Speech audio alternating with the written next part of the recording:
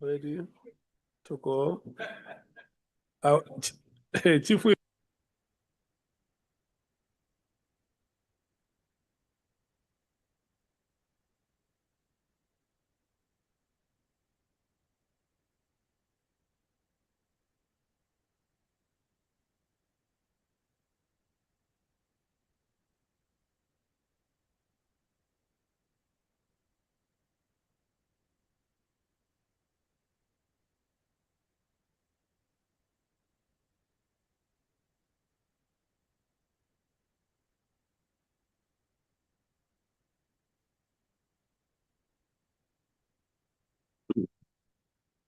honorable members, good morning.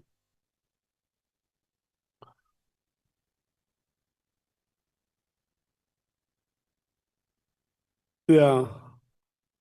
Good morning, honorable members. Good morning, senior counsel and your team. Good morning, General Masemola. Good morning to members of staff, the media, and our fellow colleagues in Parliament who have joined us for today's proceedings.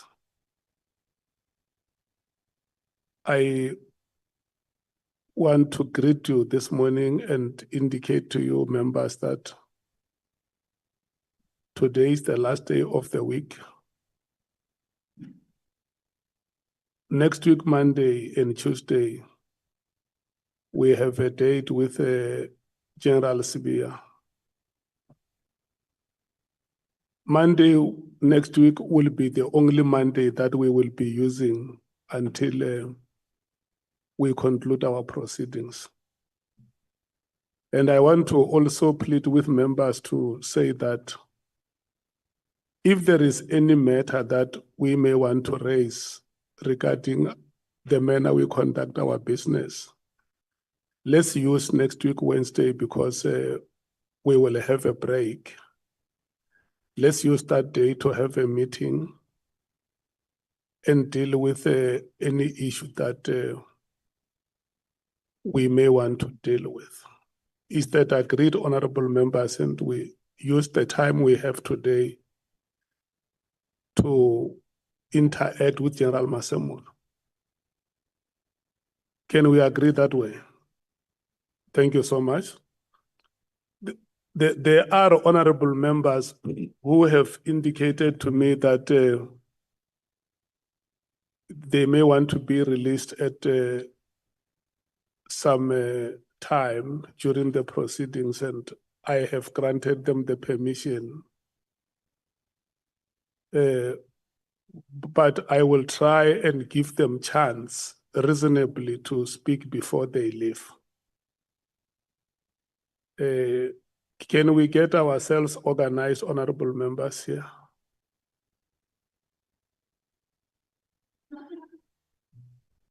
No, Honorable Skosana, those chairs are movable. You can get one between yourself and between Honorable Mwango and Honorable Nomba. Yes. Yeah.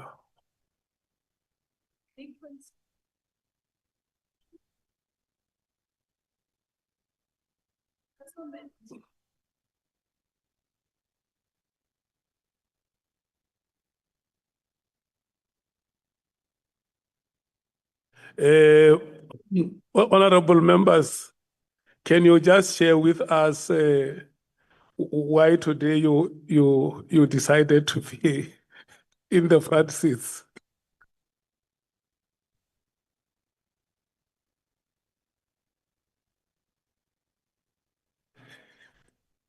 Okay. You are welcome to the front line. Thank you so much. Senior counsel, can we proceed? Good morning. I want to check if you are ready for us to proceed. Yes, we are, and we obviously in your hands. Yeah. Now. General? Thank you. Okay, thank you. Thanks. Good morning, Honorable Chair and members. Thank you. Yeah. Honorable James had requested me that she may want to be released at 10 o'clock. I'm going to give her an opportunity to ask questions now. And today, Honorable James, I'm not allocating time for alternates. I'm just being merciful. Yeah. Thank you so much.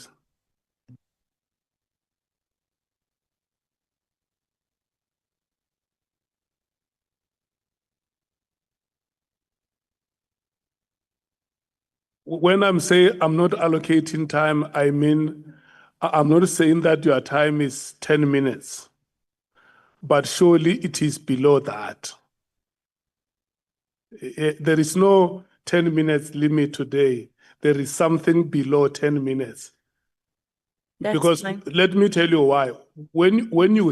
After you finish speaking, the watch stops running. We wait for the general to respond, and you find that your question is only 3 seconds. And then once he answers, you fill the question, the clock runs like that. So when he responds, he is not eating on your time. Your clock would have stopped at the time he starts responding. Yes. Thank you, Chair. So can we use this time profitably? Thank you so much. Thank you so much, Chairperson. Good morning to all the honorable members. Good morning to you, National Commissioner. Let me get straight to the point. Anyone holding position of National Commissioner should be beyond reproach. Do you agree, sir? I do agree, Honorable Chair. Are you beyond reproach? That's correct, Honorable Chair. Do you believe that the position you hold is probably one of the most powerful in South Africa? Well, that's correct. Is that correct? You are a very powerful man. Is that correct? Not a very powerful man. No. Sir, General The Mkhwanazi. position of authority, Honorable. General Mkhwanazi, I don't want us to water this down. We must know if you are fit to do this job. General Mkhwanazi in his statement said that you are probably one of the most powerful people in South Africa, and South Africans' lives are dependent and safety is dependent on you. So we can't have words such as probably or maybe or whatever. We need to know if you are fit for this position. So yes or no, sir? Yes, Thank you. Thank you, fit for the gentlemen. job. Thanks, Honorable Chair.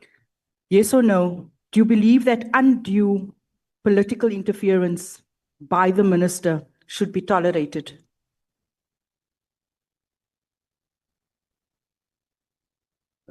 Just repeat the question, Honorable. Do you believe that undue wrongdoings by the by the minister should be tolerated? No, Honorable Chair, it shouldn't be tolerated. Do you believe that pushback towards an instruction from a minister could cost you your job? I believe it should cost me my job, but I don't mind if I have to lose my job. Then why did you not tell the minister directly that his instruction is unlawful? Honorable Chair, quite a number of times, I told the minister, why are you closing the team? And he just gave no reasons. But it was an unlawful act Well, because it was operational. He was getting involved in operational matters. well, according to me, yes, but of course, I think it is up to the committee at the end of the day to decide whether is it really unlawful or is not. But for me, that's how I interpreted it, to say, I think he's going beyond his scope. And hence I told him that I did emphasize that what are the reasons for this closing of the team?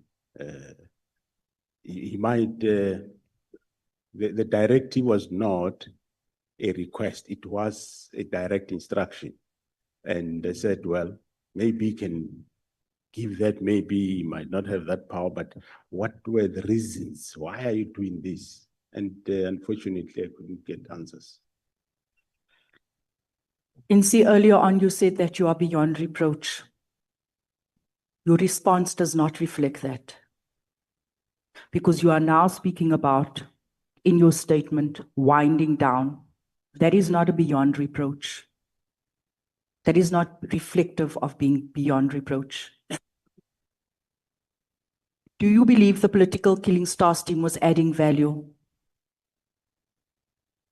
Well, that I believe and I know that it was adding value. So why are you winding it down? Is that not ultimately giving in to the minister? Well, that's what I'm saying, that Honorable Chair, the minister was determined. Well, he issued a directive to close the team.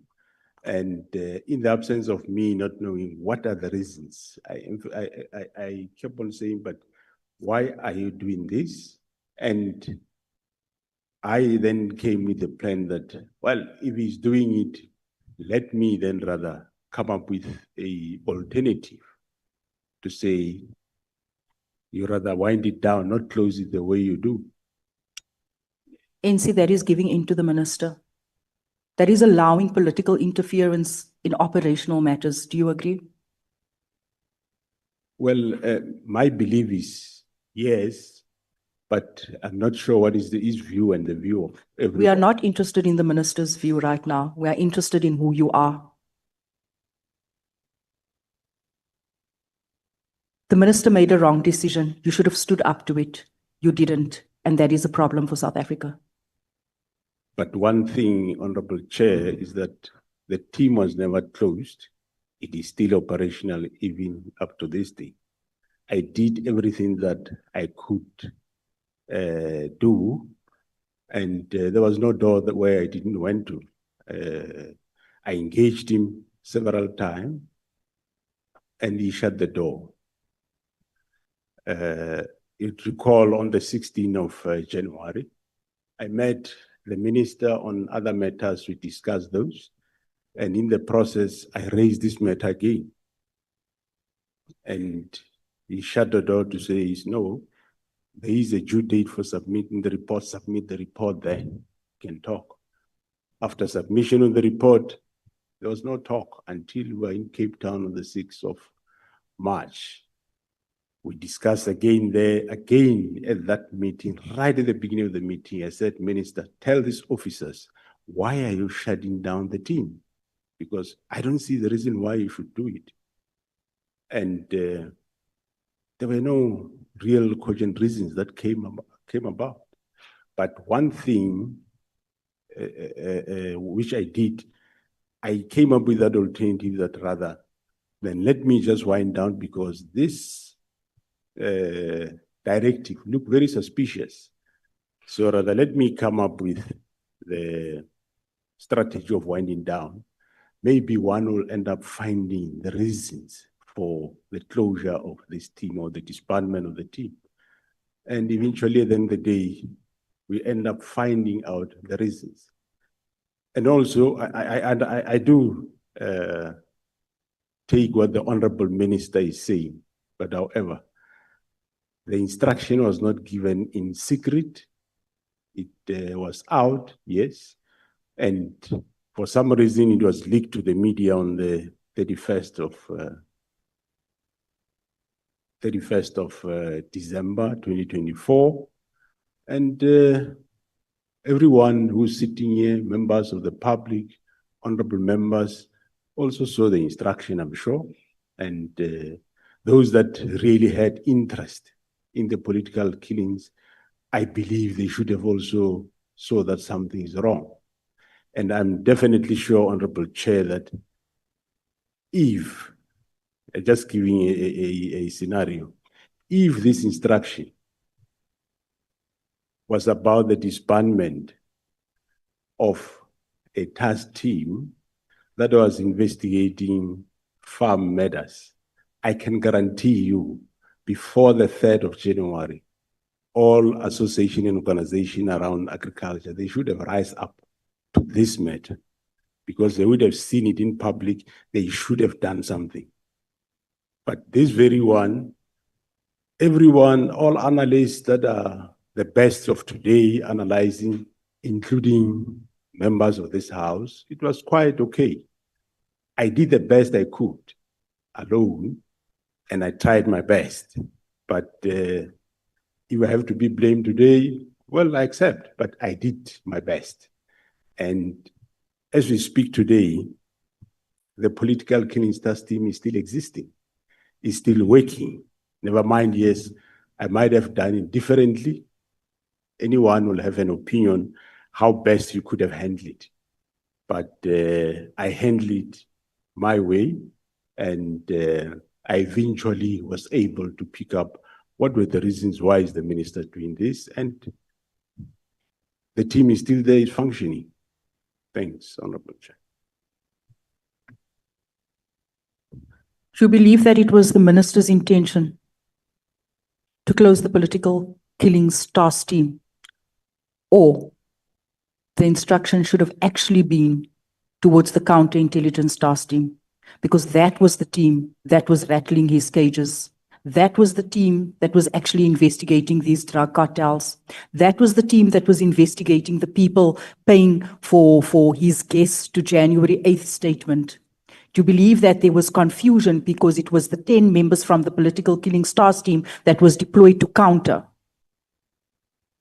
Do you believe that the minister shot himself in his own foot because he didn't actually understand? Yeah, thanks, Honorable Chairperson.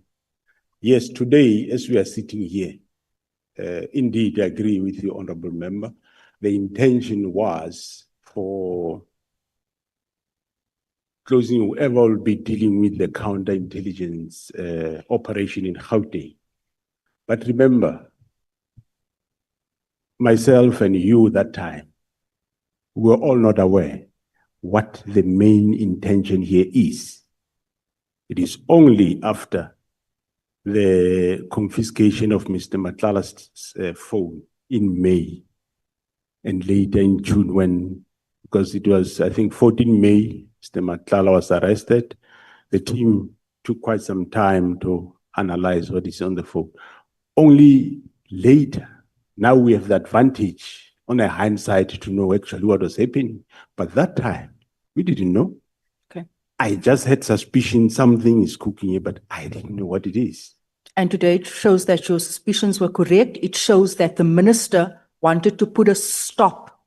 The minister, the ANC minister, wanted to put a stop to investigations pertaining to a drug cartel that has captured our country. Is that correct? No, Honorable Chair, it's not Sir. the Minister of the ANC, it's the Minister of Police in the Republic of South Africa. Deployed by the ANC. Well, that, yes. We need to identify where these people come from.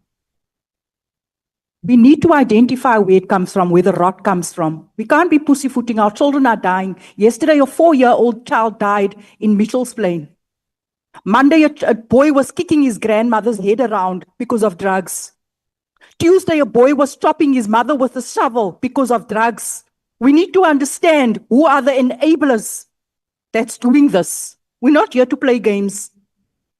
These people are ANC aligned. It's been going on for 2 years. You and I know each other for over 10 years. We're here to rot them out, and we must name them. So don't come here, ANC. I have great respect for you and speak about winding down and say that you are beyond reproach. You did not protect South Africans. You exposed us to drug cartels.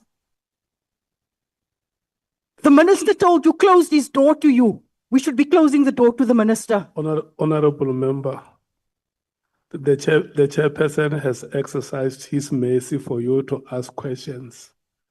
And I know this is a chamber where we usually debate, but let's not debate the issue. Let's interact with the police the police commissioner. Apologies, Chair. I want to ask the counterintelligence operational team, how many cases do they have, NC? And what are the case types, mainly those case types?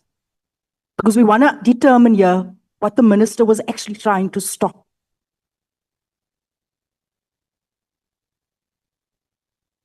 Thanks, Honorable Chair. I do not have the figures with me, but it's quite a number of cases. It's cases around murders, attempted murder.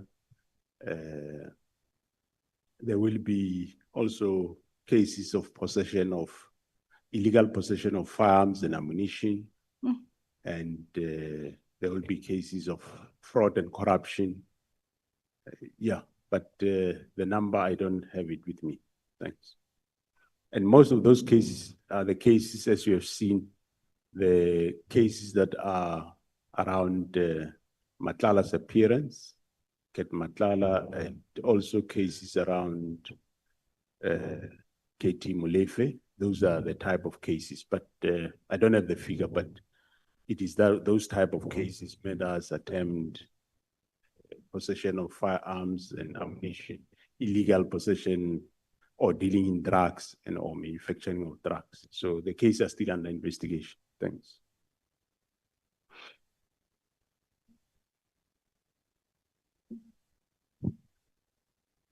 General, I want to touch on one final aspect regarding the works of SAPS. In a system where whistleblowers are not adequately protected, whistleblowers such as Babita, do you believe that you have failed Babita?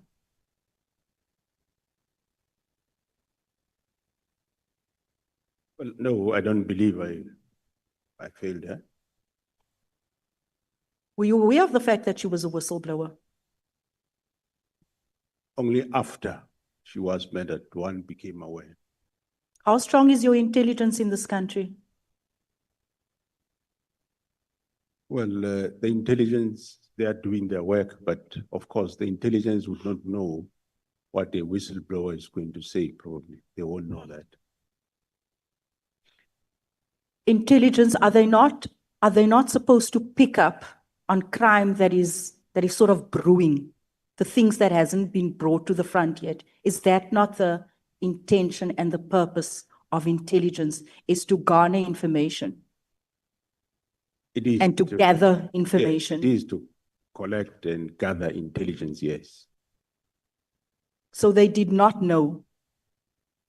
No, obviously, I don't know the details of the intricacies of that case and the detail of the case. I don't know it.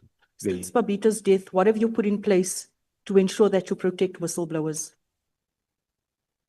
Well, whistleblowers, I know that there is legislation that is on its way to Parliament now by Department of Justice around whistleblowers. And from our side, if there are whistleblowers within the organization or whoever, we do provide whatever assistance we can do. But currently, by and large, there is no real mechanism for protection of whistleblowers. And unfortunately, of course, whistleblowers, remember, it doesn't necessarily mean you must go out in public and say whatever you say, but it means you go to authorities, you inform them what you know and what is happening, because your safety is quite important. I think right now authorities has been compromised. Authorities, they are the criminals based on where we're sitting. So we cannot go to authorities. So how do we protect whistleblowers? If the minister himself, the head, is stopping drug cartels, and today you are saying that whistleblowers must go to SAPS. Does that make sense, General? Well, I think you are, through your Honorable Chair, the honorable and honorable members, we should at least take pride that which they intended that it happened, it didn't happen. We're able to stop it, and we are investigating it, and we arrested people. They are the people in court, and we even discovered more. The current Ket Nhlanhla, we discovered 18 more cases that were there lying all over, and they are brought now. They are being investigated, and you'll be facing all those cases. So we have done something, and we are still doing something with a view to deal with the matter. And this is the team, the counterintelligence operation that the minister wanted to close down. Yeah. I want to ask you in closing, do you believe the minister must be arrested? No, I can't express an opinion on that. There is a case that is being investigated. I think you heard from General Mkhwanazi when he was here, that Honorable Chair, that there is a case that is being investigated, and one cannot comment on cases that are still under investigation.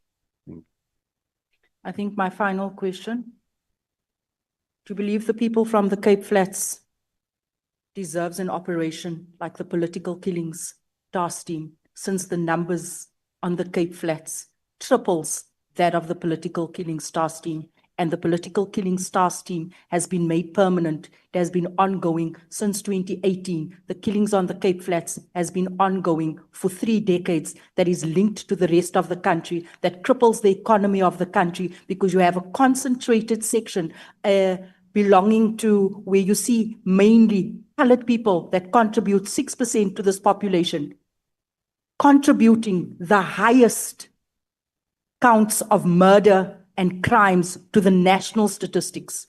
Do you not believe that that too, since it impacts South Africans and investment, do you not believe that this province deserves, the people are worthy of an operation that is focused on rooting out drugs? Thanks, Honorable Chair and members. Well, coming to matters of Cape Flats, the Honorable Member would be aware that we have been deploying this province since many years ago.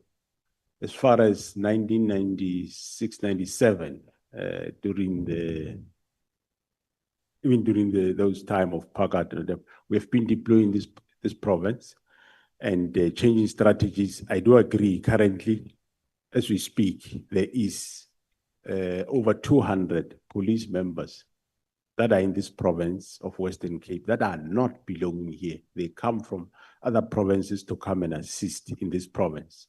And also, we look at the strategies that we have been using, and everyone, I'm sure, knows that we arrested most of these top leaders of these very cartels. As we speak, Modak is inside, he has been sentenced, he's still facing more. There's quite a number of them that we have arrested.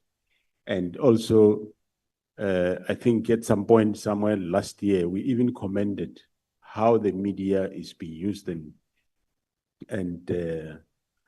how the media is being used and also to the detriment of the public when we have the Stanfield and his wife arrested. We went to that court with the former minister myself. I don't know whether you picked up through Honorable Chair that after that court appearance, there was never an article in the media about his arrest and his appearance in court. If ever there was, it was really just 2 lines. And we were asking ourselves why. So it shows how they have influence. But we've taken down some of the gang leaders in this province are behind jail. They are arrested. But we haven't stopped there. We are still going on. As we speak, we have changed strategies. We have developed a new plan, which was never there before. And we are now starting to implement that plan.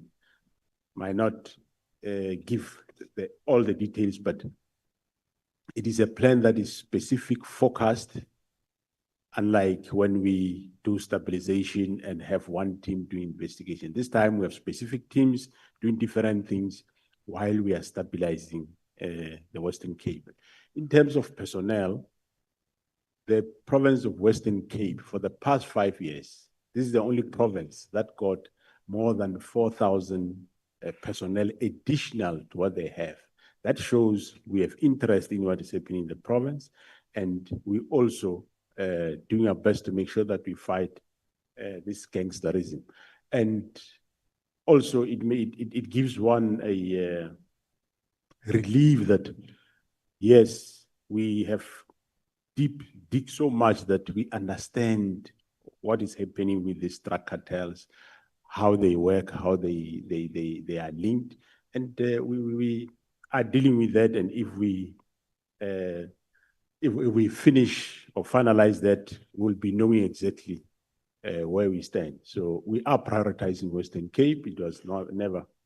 Some provinces don't even get more than 10 people at any given time, but this province was the one given more police members, and we went as far as going to the previously advantaged areas. You are Cape Town, you are Claremont, reducing police personnel there and send them to Cape Flats. For example, the Mkhwanazi police station is made up of majority of police members that come from your likes of Camps Bay and Claremont and so on. So we did rectify to make sure that we don't ignore the Cape Flats, and that's what we are doing. Thank you. Thank you so much, General. I think in closing, let me help you. You say that you are trying to find out how they work. They work via the cartels linked to the minister. You've done much over the years, done much. The crime stats remains the same. There's no impact and there's no intelligence. We need to relook at the plan that we have for the Cape Flats and this country. I thank you. Thank you, Chair. Thank you so much, Honorable James. Honorable members, can I check the alternates? The alternates, those who want to speak, may you please raise your hands, the alternates, so that I can note you. I see Honorable Shikele, Honorable Leanne Matthews, Honorable Nomvalo. Is your alternate speaking? Okay. Honorable Sokanyile, do you want to speak? Yes, that's why I want to check, so that I note all of you, you speak and we know we're done. And I must make it very clear, I see Honorable Vessels is not here. And we have not received his apology. And he also has not indicated with me as the chair that he will be arriving late or he will not be here. So I have said that you are speaking on my mercy. So at the time this mercy is being granted and you are not here, you forfeit. It's not a right that can be claimed. Okay, we are going to proceed like that. Honorable Sokanyile. Thank you, Honorable Chairperson.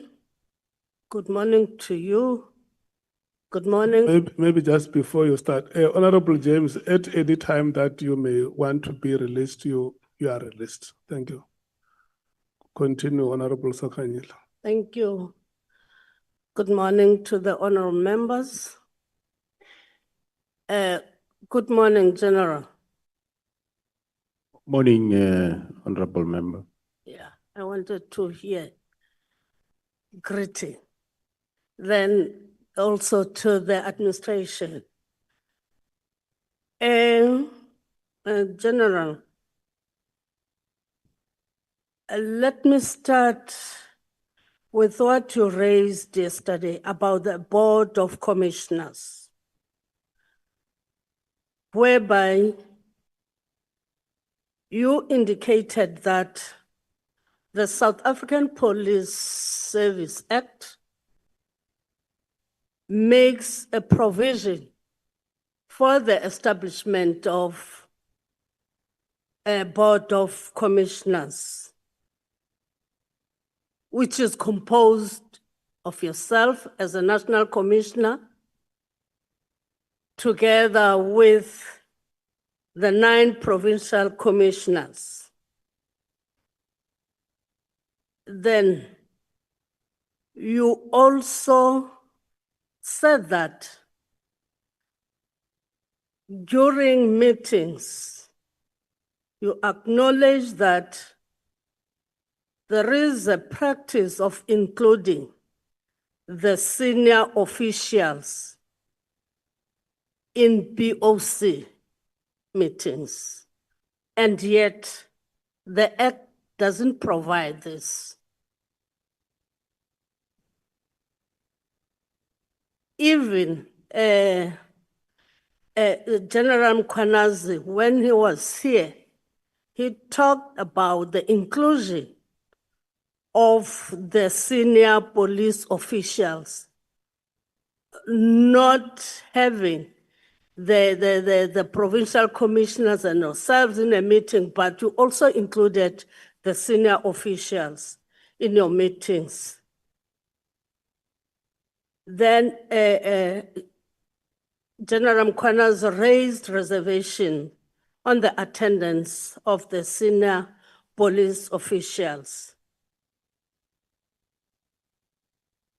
Can you reflect on this, as you are saying that because you are the person responsible to chair that BOC, and yet you include this difference that General Mkhwanazi had and yourself having to include the senior officials. Can you talk about that? You saw it correctly. Can you express your views as well as the reservations that General Mkhwanazi had on that?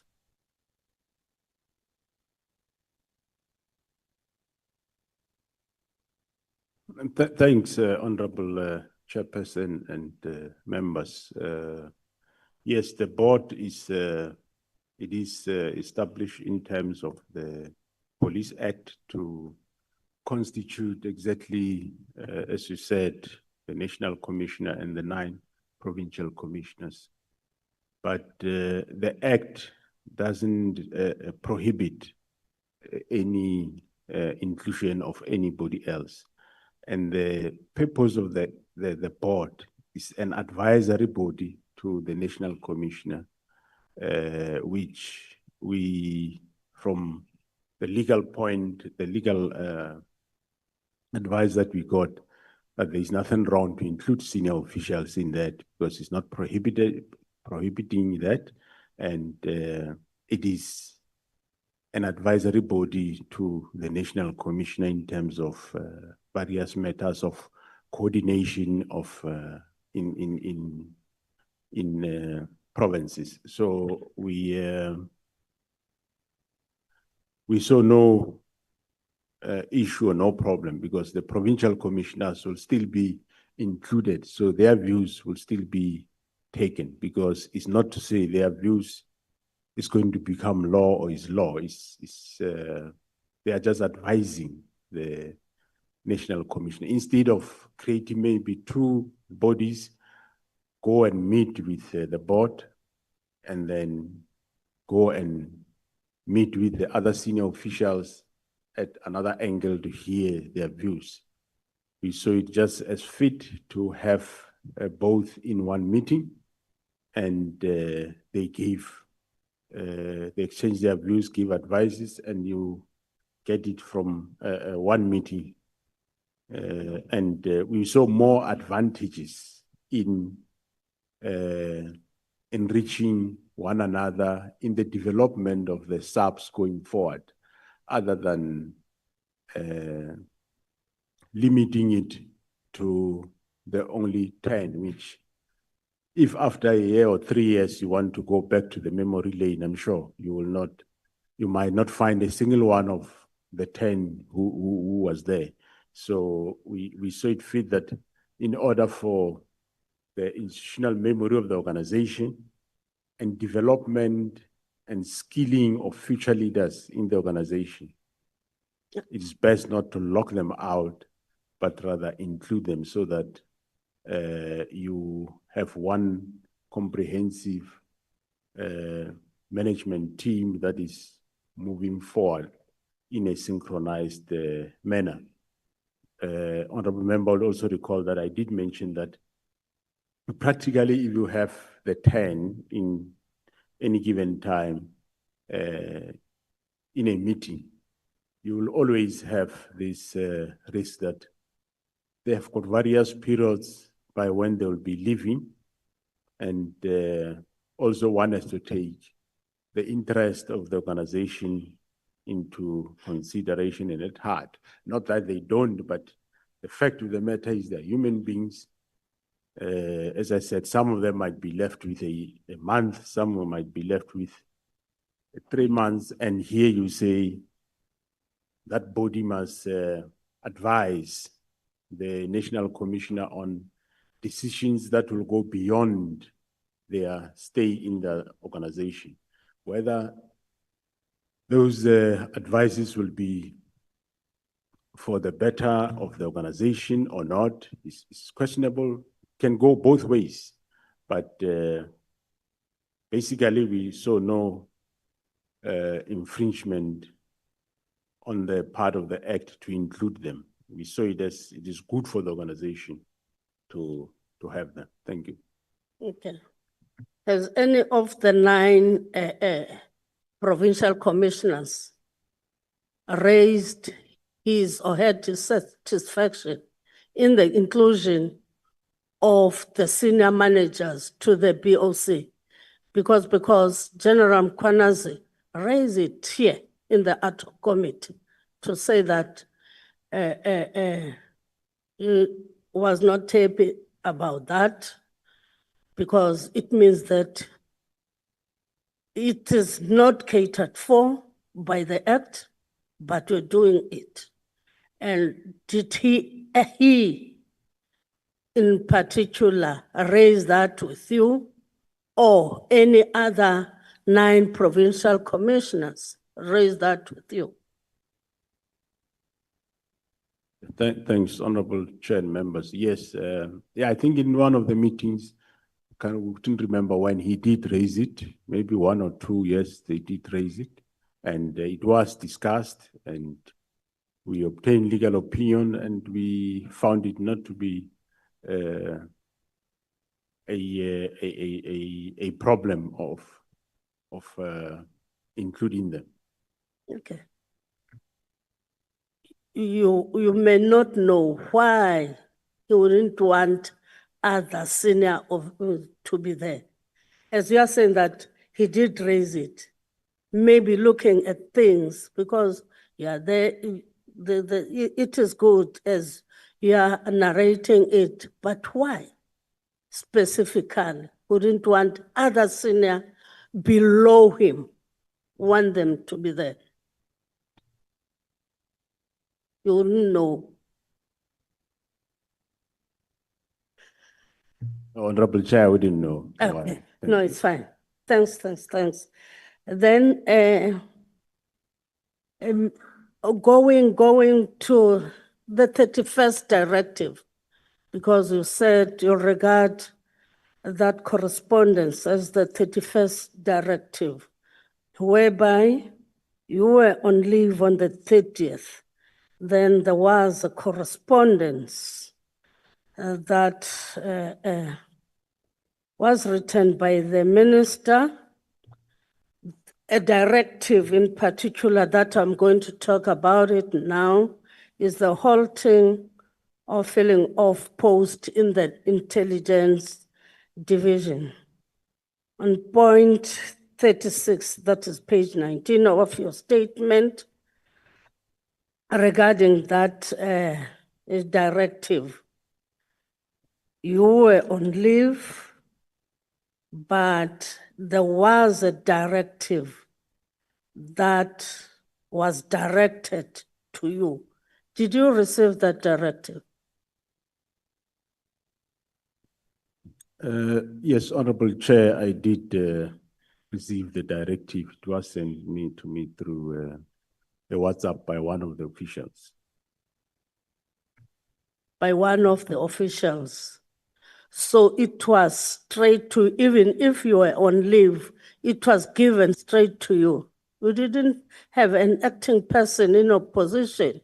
Meanwhile, you were on leave. There was somebody acting in while I was on leave. But the correct procedure, of course, yes, is to send to the Office of the National Commission. And that office is the one that will send to the acting National Commission. So it means that the acting national commissioner, I understand it was Musikidi or Musikidi, something like that. Musikidi. Am I correct? That is correct, Honorable Chair. He didn't see that one. He was not given. As the acting person, you know, I'm talking on a layman point of view. I've never been to SAPS.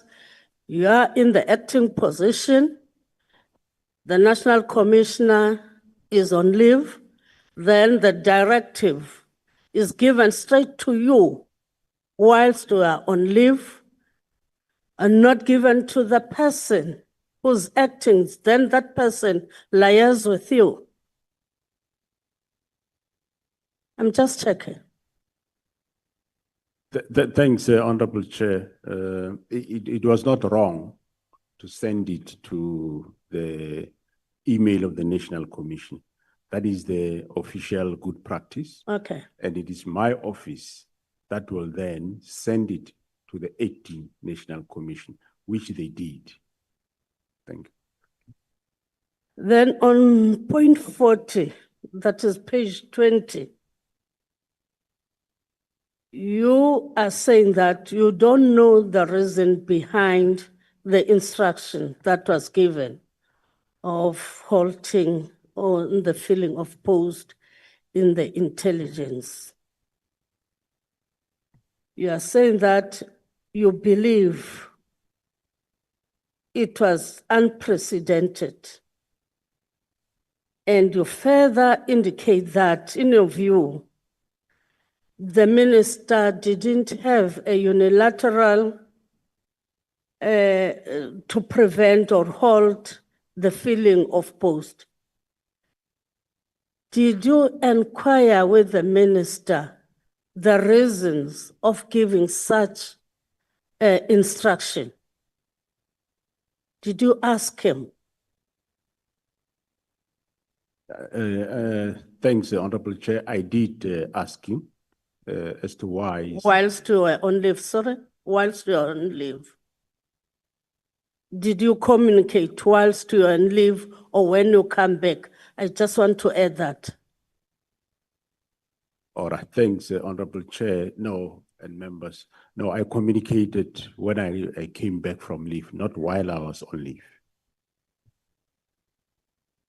Then he gave you the reasons of the instruction. Thanks, Honorable Chair. Yeah, he did give the reasons as to why he held those posts, and which we later then had a meeting and discussed those reasons. Because these reasons were that our advertisements were quite, it says they were too wide open, our adverts for posts.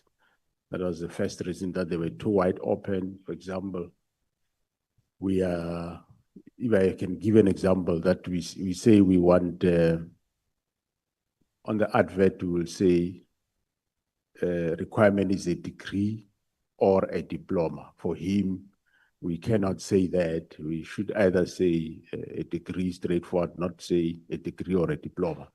That's one reason. And the other reasons was that he first want to engage with the Joint Standing Committee on Intelligence before we can finalize the post of crime intelligence. But then we I did give him a response in terms of those matters, that there's nothing wrong with the advert. That's how we put it. We know why, and I gave him the reasons why we say degree or diploma, because some few years ago, the qualification that was there for police was only a diploma. Degrees came of late. So if you say only a degree, you will be disadvantaging a certain group of employees. So if you say degree or diploma, you then include all of them. So I did. And on the Joint Standing Committee of Intelligence, I told him that it's important that we fill up the post. But he said, no, once they have engaged the committee, then we will fill up the post, which, well, that took time to engage the committee. But we have since now advertised those posts. Thank you. Then going further to disciplinary cases, on point 63, page 31, a disciplinary case against senior management, including Major General Khan. Do you mind sharing with this committee the details of the disciplinary case against Major General Khan, and what were the outcomes of that disciplinary process?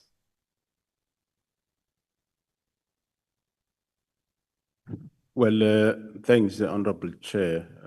I might not know all those details, but what I know is that there was a disciplinary case about that he interfered in an operation where members have confiscated drugs, and then there was an investigation by the IPID, and the recommendation from the IPID did find that, yes, there is a misconduct by Major General Khan, and the Divisional Commissioner and the National Commissioner should initiate disciplinary action against him, which that report was received, was sent to the Divisional Commissioner, and he initiated the processes, and the relevant employees, that is employer rep and the presiding, were appointed, and the disciplinary was finalized, and he was not found guilty. Thanks. Okay. And then a general, in point 69, you indicate that the minister claimed that the president also agreed with the decision to disband the political killing task team. Then if you're saying that the minister claimed, it means that you're not agreeing that indeed the minister did meet with the president. Did you verify with the president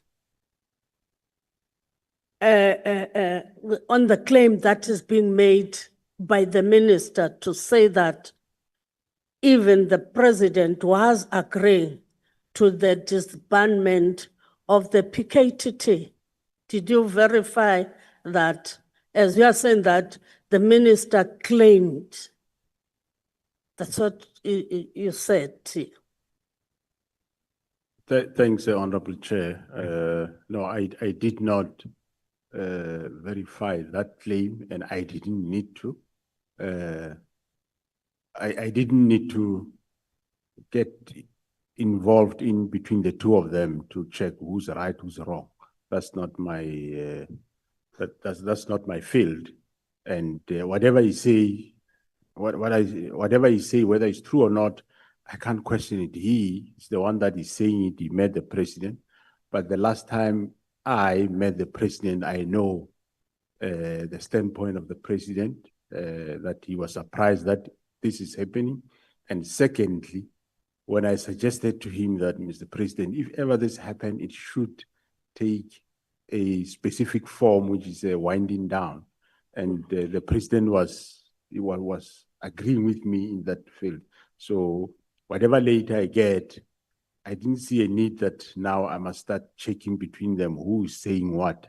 I leave it, I respect that space, but I know where was the president standing the last time I met him. Thanks. Okay. Thank you about that.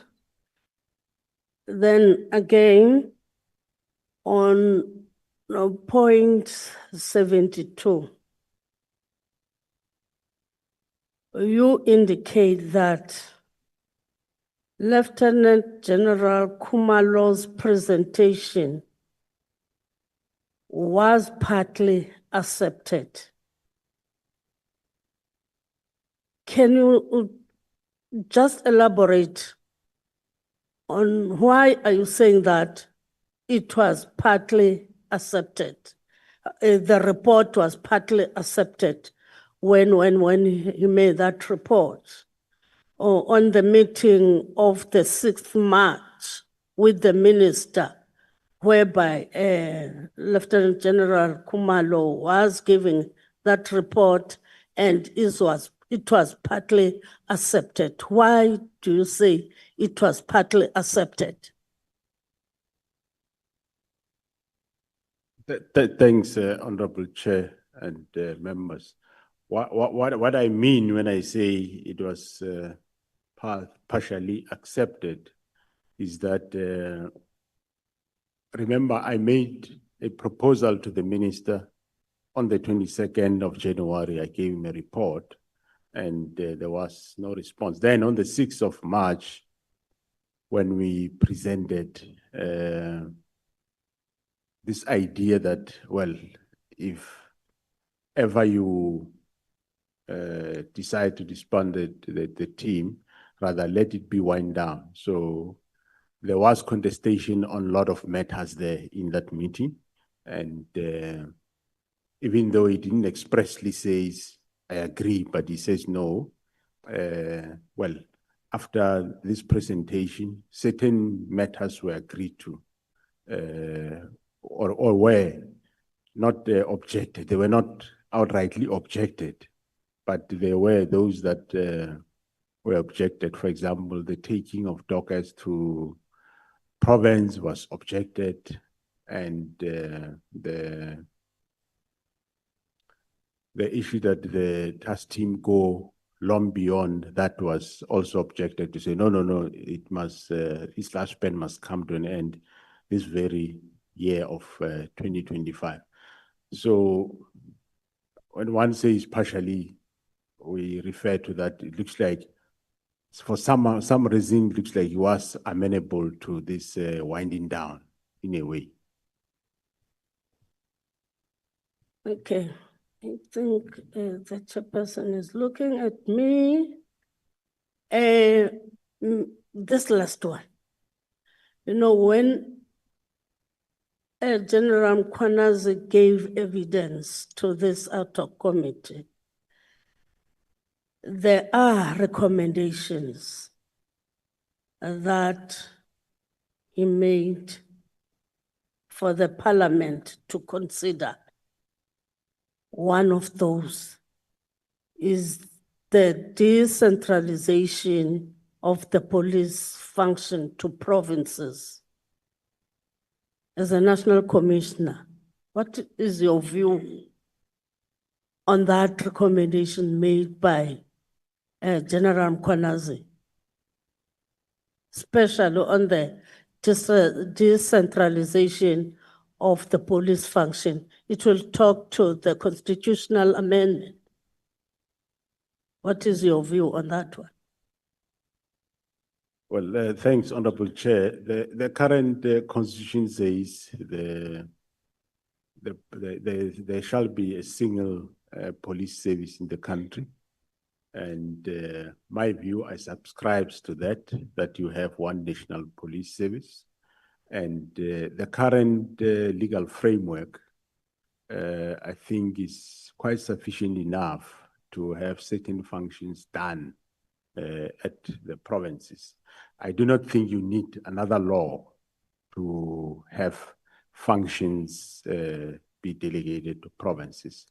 If there is any function that is required by province, it can still be done in the current framework, which with the current amendment of the Police Act that is coming. If it's about allocation of resources, be it financial or personnel, yes, currently that is done by both head office and the province. But if there's a need for more delegations to a provincial commissioner, can be done in the current dispensation. What currently is done is that the provincial commissioner, yes, he get given a certain number of people. We develop a structure, which of course provincial commissioners have to have input in it, and that structure get approved and he get given posts, and he will sit and choose who get appointed where, which is not an issue. And the operational budget get given to the provincial commissioner. The compensation of employees, that is salaries, is managed by national. And well, whether you delegate it or you do it national, if you are paying 10 personnel, you'll still be paying 10. But I think that if there is a need, that can still be done. It does not need, might not need a law to do. It might just need the National Commissioner and the Treasury look at mechanism and delegate the whole budget of a specific province to from national to a specific province. I don't think it needs any further delegation, but you need to have one single police service, one common norms, rules, and standards across nationally. Otherwise, one day you will have to carry a passport to go to another province.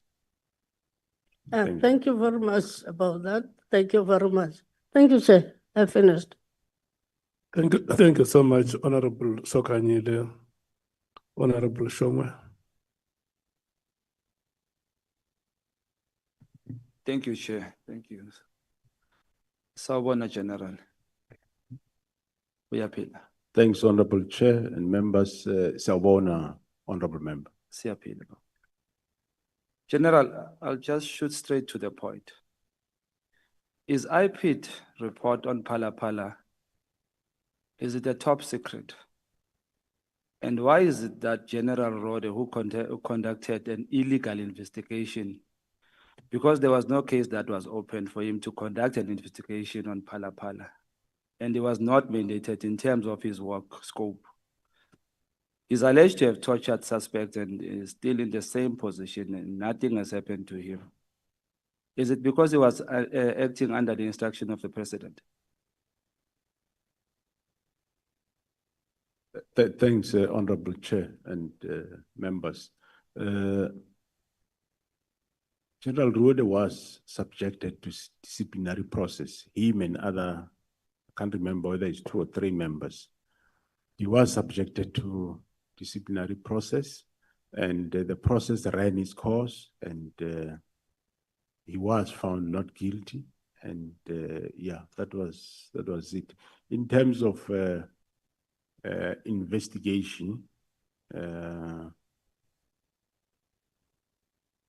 the members of the police, they perform their functions in terms of Section 205(3) of the Constitution, which says they are there to prevent, combat, and investigate crime, maintain public order, and protect the inhabitants and their property, and so on and so on. So Any member of SAPS can do any of those functions if he knows that work. There is nothing wrong with that.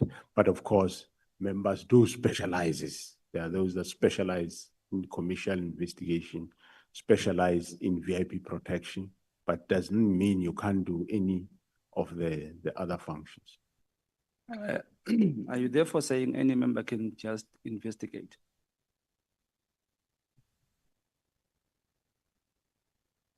Come again, Honorable Member. Are you therefore saying any member can just do an investigation, can be a detective or do an investigation at any time? Well, Was you he can. my question is, was he mandated to investigate Phala Phala? Thanks, Honorable Chair. No, the investigation was done by detectives. The investigation at Phala Phala was done by detectives from, I think, Bela Bela, if I'm not mistaken. And in as far as preliminary investigation, yes, the commander can and is expected to do preliminary investigation or whatever happens. Let's say a member loses a firearm here in Parliament. The commander is not going to sit back and phone Cape Town Central detectives and say there is a firearm lost here. No, he's expected that commander to do preliminary investigation, find out what happened. Is it indeed this firearm lost wherever? Because quite often things are not the way they are. So it's expected to do prelim investigations, and thereafter the detectives or the assigned component will come and take over and do whatever they expected to do. Is the Phala Phala a top secret thing? That question you did in a top secret. The IPET report. Well, I wouldn't know. I received a report which, based on that, we charged General Rude on. I'm sure IPET can answer that question better. So IPET doesn't report that? Honorable No. Spangwe, before you, Not at all. General, the statement that you deposed with us, does it have the part that you are dealing with now, the two of you? It doesn't have Honorable Chair. Are you comfortable to respond to questions that are not on your statement? I am not comfortable because I might not have other facts to the matter at hand. Okay. Well, I will advise you, Honorable Shongwe, if there are additional matters to the statement that you may want to raise with the general, you can do that in writing, so that we do not inconvenience the witness. And I think this is a fair point, honorable members. Honorable Malim. No, Chair, you're not going to make such a ruling. The general was asked yesterday about people who are being searched when he was sitting there. People who are being searched while he was sitting there. It was not in his statement. He was comfortable to answer those questions. So if you can answer about something that it didn't happen when he was in the office, when he was on a witness stand, what stops him about us answering a question that is police related? And he has been doing well. He says, well, I may not answer that one. IPET might be able to deal with that. But to stop members from asking the top cop about issues of the police, they don't have to be in his statement. He answered yesterday comfortably about a matter that was taking place at that time while he was here.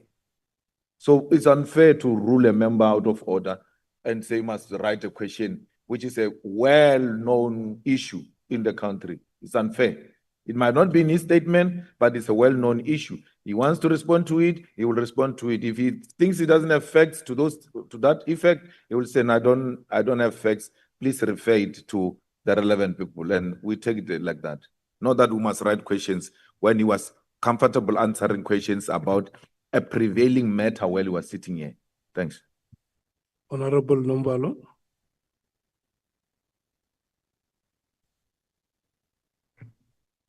Yeah, thank you very much, Chair. partly covered by the latter speaker. Chair, I just wanted to invite your attention to, within the terms of reference, to paragraph 4.1.2, which says, amongst the things that we need to investigate, is any related claim regarding corruption, financial or otherwise bribery or misuse of public resources within SAPS and any other relevant institution. So the question raised to the witness is not peripheral. It is not of context. It is within the scope of framework of this ad hoc committee. So like the honorable member has correctly said, that it must be a witness that says, I'm not able to answer to this question, but we are not of context here because the IPID matter and the Palapala report fall within the ambit of the work of the SAPS. And the question is asked for a purpose of making a determination of whether the decision to declare it as top secret was correct or not. And if it was not correct, is it related to this allegation that is here, which talks about the misuse, unethical behavior in the SAPS, and so on and so forth? So I think you have been unfair to the member, Chairperson. Thank you very much. Okay. I think you, honorable members, you have a fair point.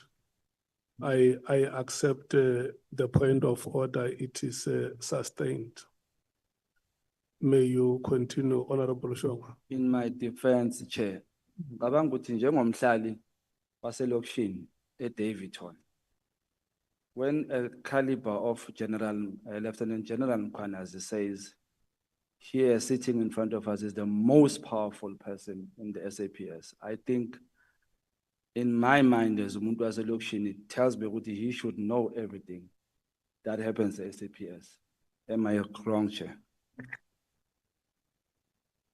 But the question was, is the IPID report a top secret?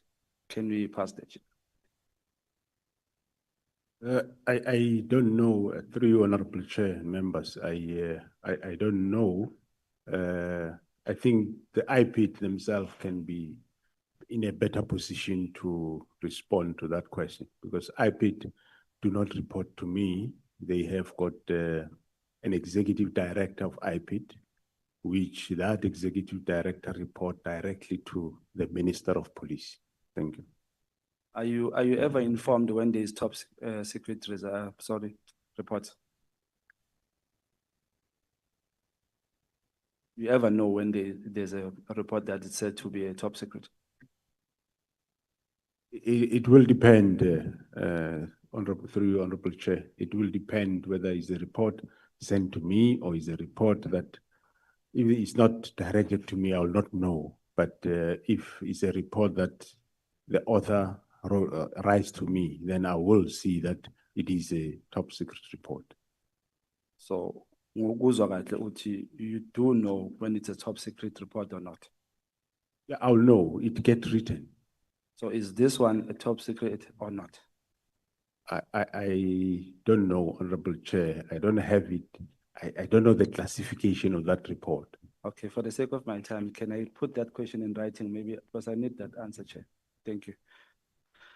Where was I? Okay, SAPS is an instruction-based division. Even if when you go into a course, they give you a call-up instruction. Am I correct? That's correct, Honorable Chair. So how much of a problem is illegal and unlawful instruction from a political office bearers? You were recently illegally instructed to disband the PKTT by the currently suspended minister who should have been fired, which is a violation of Section 207 of the Constitution. Would you say another big problem in SAPS is the fighting of, would you say another big problem in SAPS and the fighting of crime is criminal network capturing political office bearers, and those office bearers do the bidding for criminals like we see in the drug trafficking, illegal mining, and political killings?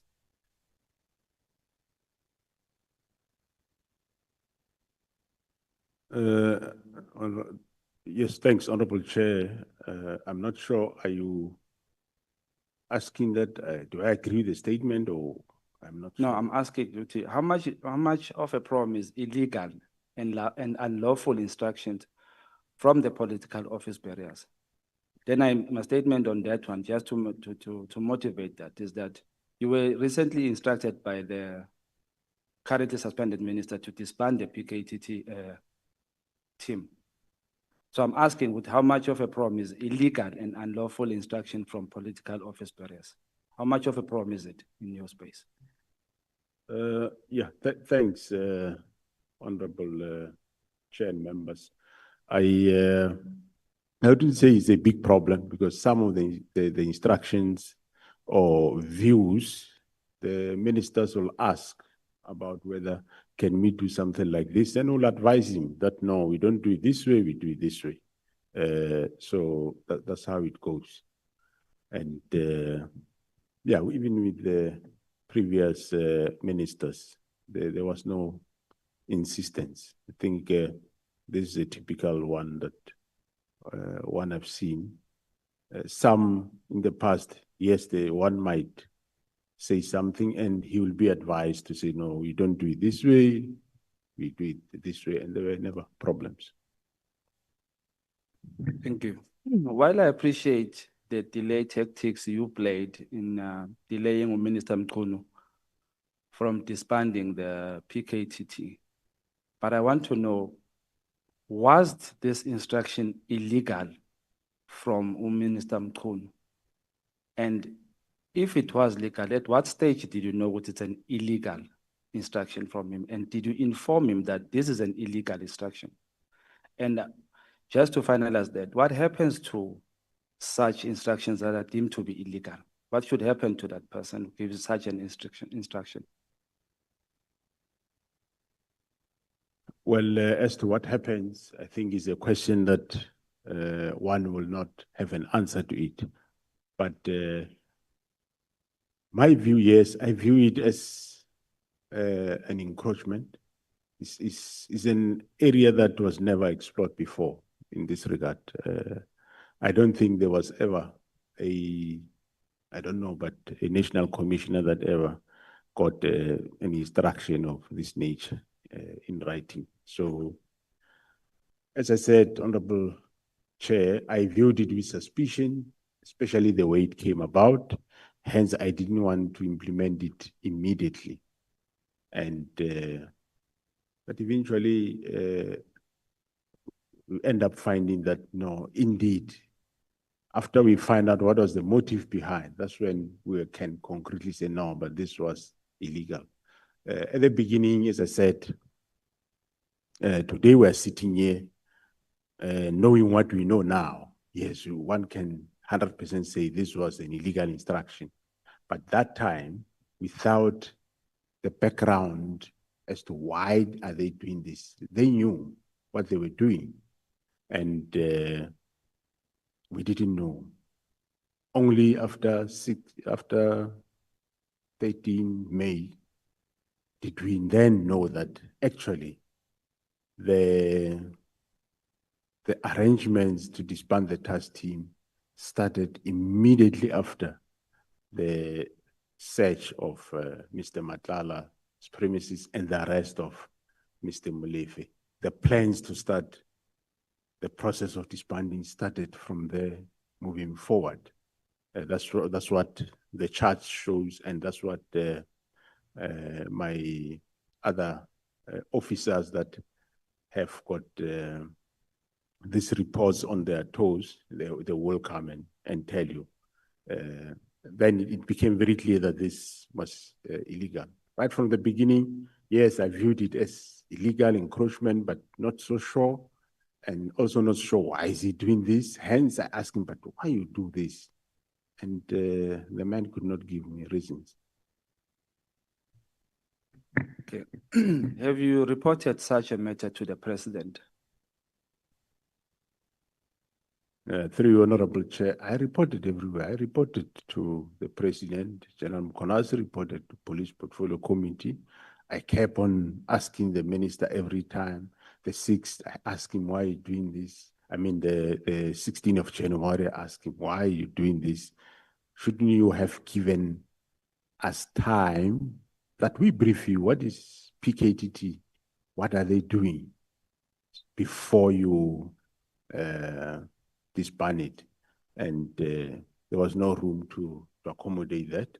6 March, 27 March, still same. So where else should one go? There is no other door. Which door to go? I can't take him to court. I can't take him to United Nations. On a hindsight, or if, as I said to the previous member of parliament, that everybody in South Africa, all the analysts that are here today, members of this August House, we were all there. And luckily, this specific instruction was out in the media. In as much as it was directed to me, yes, but everybody had the opportunity to have seen it, luckily. And none of anybody have ever saw something wrong with it. That's why I said, I'm just making a hypothetical example that should it have been this instruction issued, the task team was investigating political, farm matters. Do you think the situation would have been the same? I'm sure surely me and you know they wouldn't have. Those quotas of the society, they should have risen up. But this one, different. So we end up now, yes, fighting this, trying our best. So one tried his best under circumstances. Thank you. Thank you. So I didn't get the clear answer of, after you have reported, where else you've said you have reported, did you report to the president? Did you speak to the president about this illegal instruction? Thanks, Honorable Chair. Yes, on the 1st of February 2025, I did meet the president on the matter. I reported to him that I received this instruction, and I will remind him about the team, and he knows the team because the team did brief him 17 March in Durban. So that this team has been disbanded, and I don't know why, and it's been disbanded urgently, and he was taken aback also why it is this happening. And that's why I said, well, it's not, I don't want to cause conflict between the two of them, but I said, this is not a request or a view, it's an instruction that I must do it. And I did try to knock for, if there is, can we engage on further on this matter? And the minister said no. Of course, I should submit the report, which I submitted, that report that he required. So, and he said he'll discuss with the minister. But of course, I said to him, my proposal, if this thing goes ahead, which I don't know why it must happen, it should take the form of slowly winding it down so that work cannot be disrupted. And the president says, yeah, well, I think if it happens, that's what he will support. So at the time you were speaking to the president, at that time, were you then knowing what this is an illegal instruction, or you're just still not sure whether it's illegal or it's still encroachment? Well, it was not really sure, but believing that this looks like encroachment or illegal, but not one can't say, yeah, 100% it was illegal. So the only answer you got from the president is no, ngizokhuluma naye. That's it. That's correct. The fish rots from the head, General. And if the country was to clean up the policing and bring back the confidence in fighting crime, I think we will need to zoom in the MPs, members of parliament, the executive, and the judiciary. So my question is, we have few cases of you dealing with the executive. Can you, without compromising your investigation, detail the extent of the rot in parliament and the judiciary of compromised individuals who uses their position in favor of criminal elements? Yeah, through you, Honorable Chair, members, where there is investigation, we will proceed doing those investigations. I think we will not leave any stone unturned. Doesn't matter who, we will do our work, whether it's within general public, parliament, judiciary. We will definitely do our work. Of course, some of these things, when they start, you might not really know exactly what it is all about. We have I think there is one case which I learned about it later, which one of my officials, General Kumal, I'm sure will detail more about it. I think it refers more to the judiciary, whether the case at the end of the day was really a matter that people are involved, that they are investigating the case, so they will be able to talk more on such cases. In your general understanding, is Lieutenant General Sibiya corrupt according to the evidence you have in front of you or the report given to you? Thanks, Honorable Chair. One will say alleged. You can't say somebody is corrupt before he's even found guilty. But there is concerns in terms of linkages that we are finding, that we are still investigating, Honorable Chair. So it is too early to come to that stage or conclude, as you say. But as a powerful person or person in the position of a powerful, as a person in a powerful position, like Mkhwanazi said, does the evidence say, or does it give that direction what he is corrupt? Current evidence you have, or the report? Well, it is safe that I say we are investigating. There are concerning connections and our reports. We are investigating those matters. All right, thank you.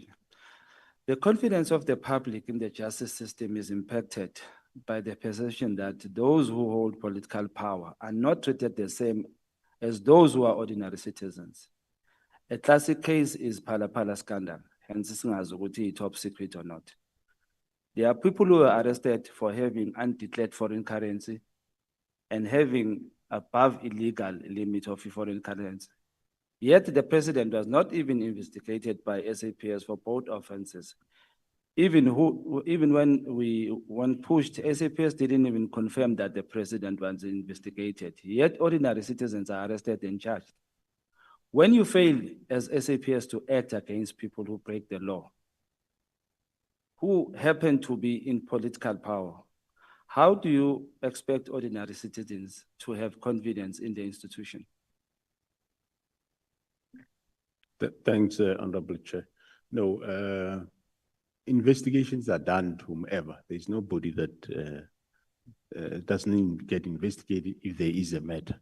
As far as I know, there was investigation by both, I think, Bela, police, SAPS, and also the DPCI. I know they were investigating other cases, even though, of course, they wouldn't be reporting that to me. I'm sure they report to the minister that, so there were investigations around Palapala. Was the president, actually, did SAPS confirm that the president was being investigated? Well, they were investigating the incident. As far as I know, that happened there. And I think the fact that I did not briefed on the investigation, I don't know what was in the docket. It would be safe to say, I know that there was investigation and or two investigations, one by the SAPS in Bela, one was done by the Hawks. And there is a case currently that I know for the people that did a break-in. And another case I know there was case investigated by the DPCI. All right, Chair. I just want to finish up. Thank you, Chair. One question. I think I still don't understand how to ask you this question. Uthi, remember that when this Phala issue happened, we as a country had interest.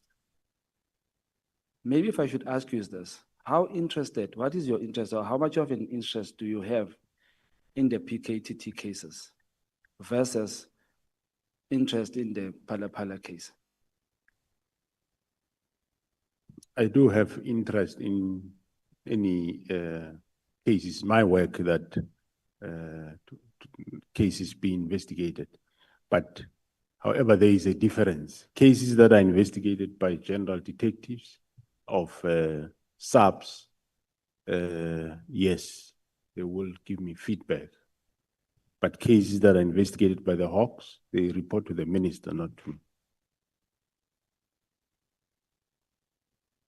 No, Chair, I think in same showers cut alternate like Thank you so much. I want to thank you, honorable members who are alternates. You have been very consistent in terms of compliance with my instructions. Can we move to honorable? We are going to take Honorable Shikeleng and thereafter Honorable Matthias. We break for tea. Can the two honorable members follow each other? Thank you so much. Thank you very much, Chairperson. Good morning, General. How are you? Three honorable chair and members, good morning, honorable member. I'm fine, thanks. It's not the first time that you appear in front of me for questioning. General, I'd like to make a statement. I think in my life I've called you 3 times, and the reasons for those calls were because the issues were of a serious nature. Yesterday, you told us that General Mkhwanazi had approached you various times within his career in the SAPS to discuss serious matters with you too. It doesn't appear as if he just called you generally to discuss frivolous matters or just ask you some silly things. Am I correct in that? That's correct, honorable chair. Thank you. So, General, as the leader of an elite SAPS task team, because you are the leader, at the end of the day, you're the head, you described this task team as performing excellently. How is it that you did not immediately intervene or instruct that the decision to disband the unit be placed on hold until your return to the office after you were informed about the letter on the 2nd of January? Thanks, through honorable chair. I would remember that I did indicate that I was on leave and I was with the minister on the 28th. Hence, I did say to the team, they can write reports and I'll attend the matter when I come back. Remember, there was nothing done in that period. So, yeah. General, it's very strange to me that if this task team was performing so well that you didn't immediately pick up the phone, but we'll leave that for now. You stated that during your leave period, General Musikili was the acting NASCOM. Is that correct? That is correct. Was it then General Musikili that gave General Sabia the instruction to proceed with closing the PKTT?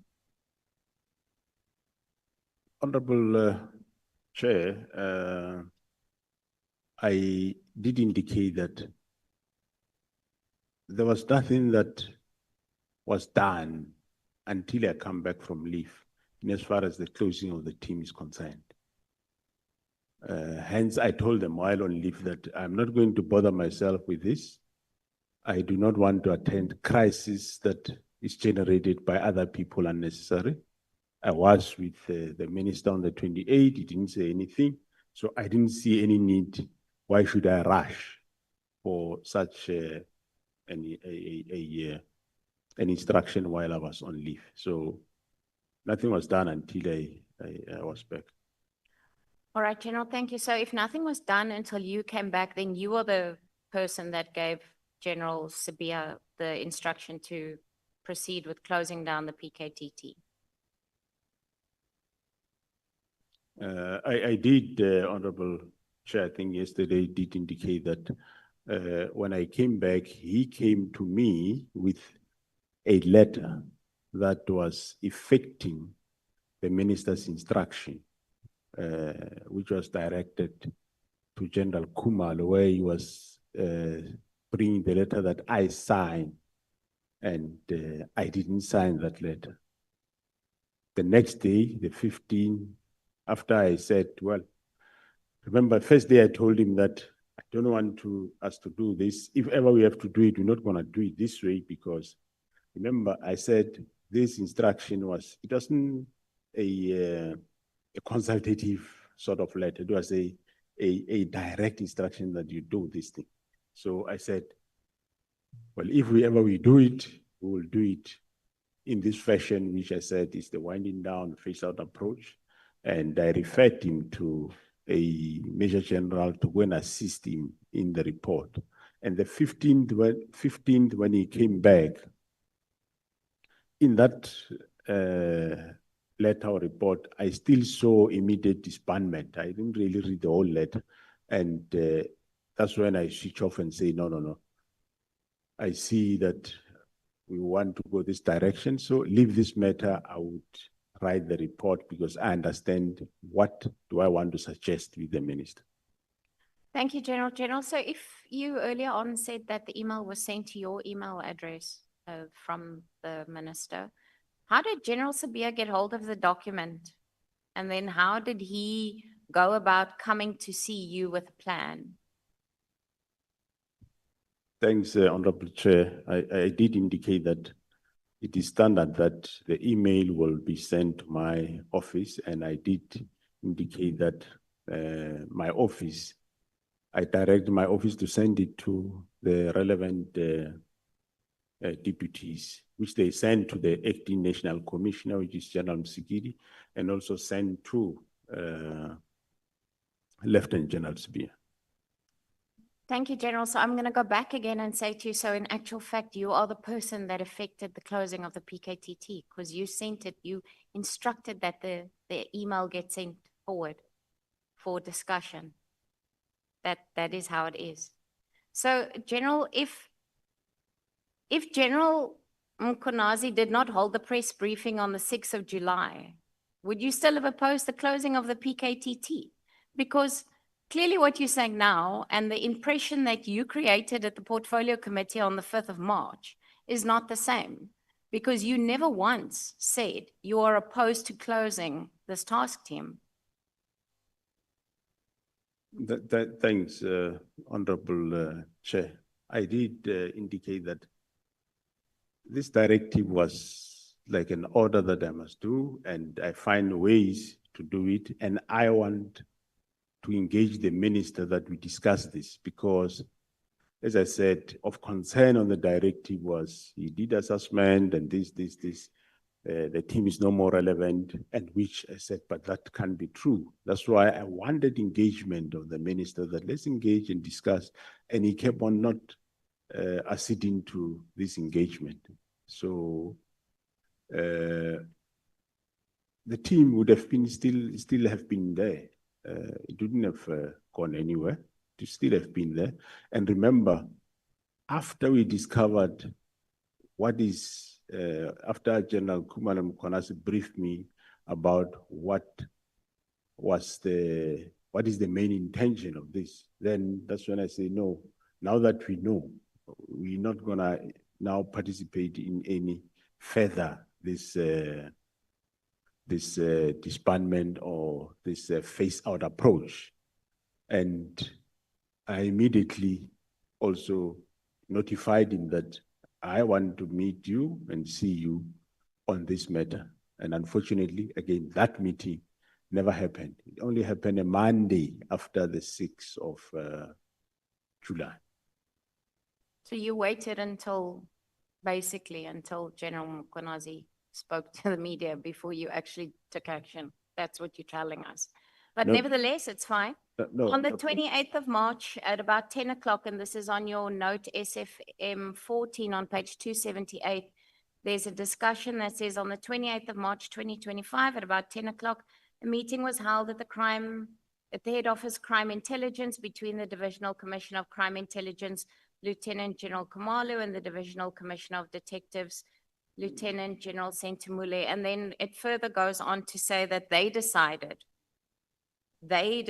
together that the dockets, those 121 dockets, it says here 118, but we know it's 121, would then be given over to murder and robbery to Brigadier Kopopoditata to investigate. And so they made that decision. Did they inform you about that decision that they had made to then give the dockets over to murder and robbery? Before you received this note, did they inform you? No, Honorable, through you, Honorable Chair, no, they didn't inform me. I did say that I picked up somewhere in late April, May, that dockets are around the headquarters. So they didn't inform you about the dockets, because, you know, I see here that this was signed by you on the 22nd of July, and I go back to, I am not sure that if the press briefing on the 6th of July wasn't held, if we would be sitting with the same document that you signed and said that the dockets should go back to where they come from. And in actual fact, you say they should be taken back to their station of origin. You don't actually say that they should be taken back to the PKTT. So, yeah. If the PKTT was delivering results in such high crime areas as we've said, there was then obviously no operational justification for the dismantling of it without a clear replacement strategy. And you started winding it down, but you did not. There's no clear replacement strategy. Have you evaluated the impact of the decision on violent crime levels that they were operating in, and will you table those findings publicly with us? Did you do some evaluation on the impact of this? Thank you, Honorable Chair. I think right at the beginning, the Honorable Member, you spoke about, what did I say about station of origin? Yeah, you said that the dockets must go back to the station of origin. The dockets be returned to the station of origin. The instruction on that, what I was, the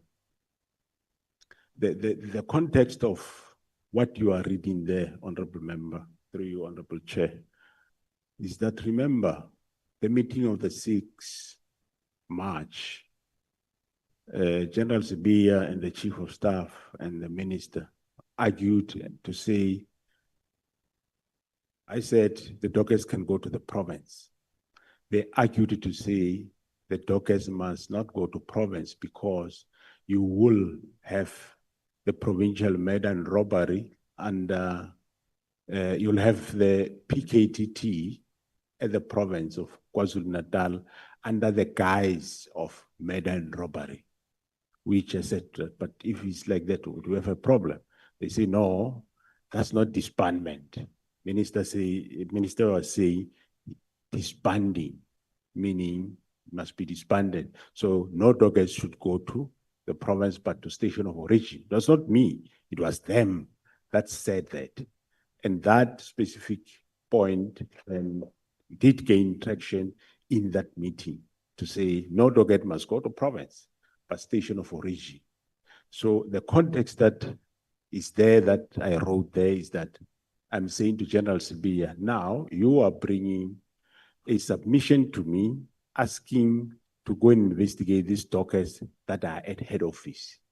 Why would docket be head office if the last time we spoke of dockets on the 6th of March, the agreement was dockets go to station of origin?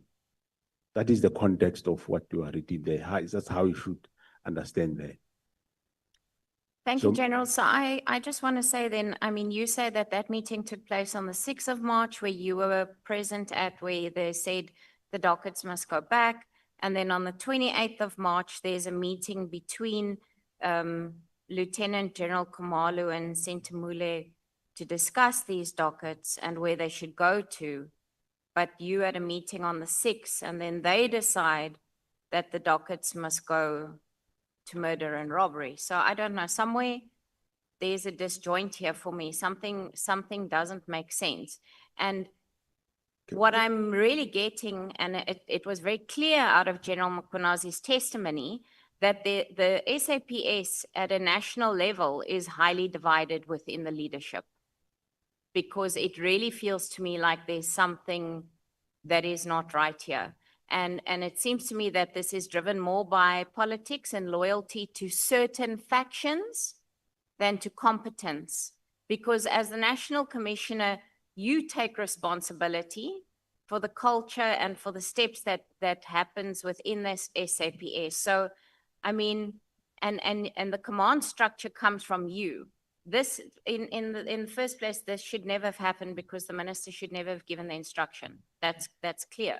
So the minute the minister gave that instruction, you were the one that should have stood up and said, this is not the SAPS that I'm building. This is not what should be happening. Am I correct? Yeah, no, I do, through you, Honorable Chair, I do hear, Honorable Member. I think you put a lot of facts and you go on. To assist you, Honorable Member, on the first part of your comments, what I was saying there, maybe it creates confusion to you, the murder and robbery or serious and violent crime, right? These dockets mysteriously find themselves in Pretoria. Now, an application is submitted by General Severe to say, I want to send a serious and violent crime team from head office to go to KwaZulu-Natal to investigate these cases. And that what you see is a disapproval to say, no, I can't send another team there because there is already a PKTT there, and the dockets must go back to the PKTT, and which eventually did happen. And also remember, when General Mkhwanazi did the media briefing or press briefing, it is after that we now, me and him and General Khumalo, we now know what was the objective of doing this. We had now information that what is happening. So whether he did a press briefing or not, we were now empowered at that time to say, now we understand why the minister and General Sibia and them were doing this, and we are not going to now allow it.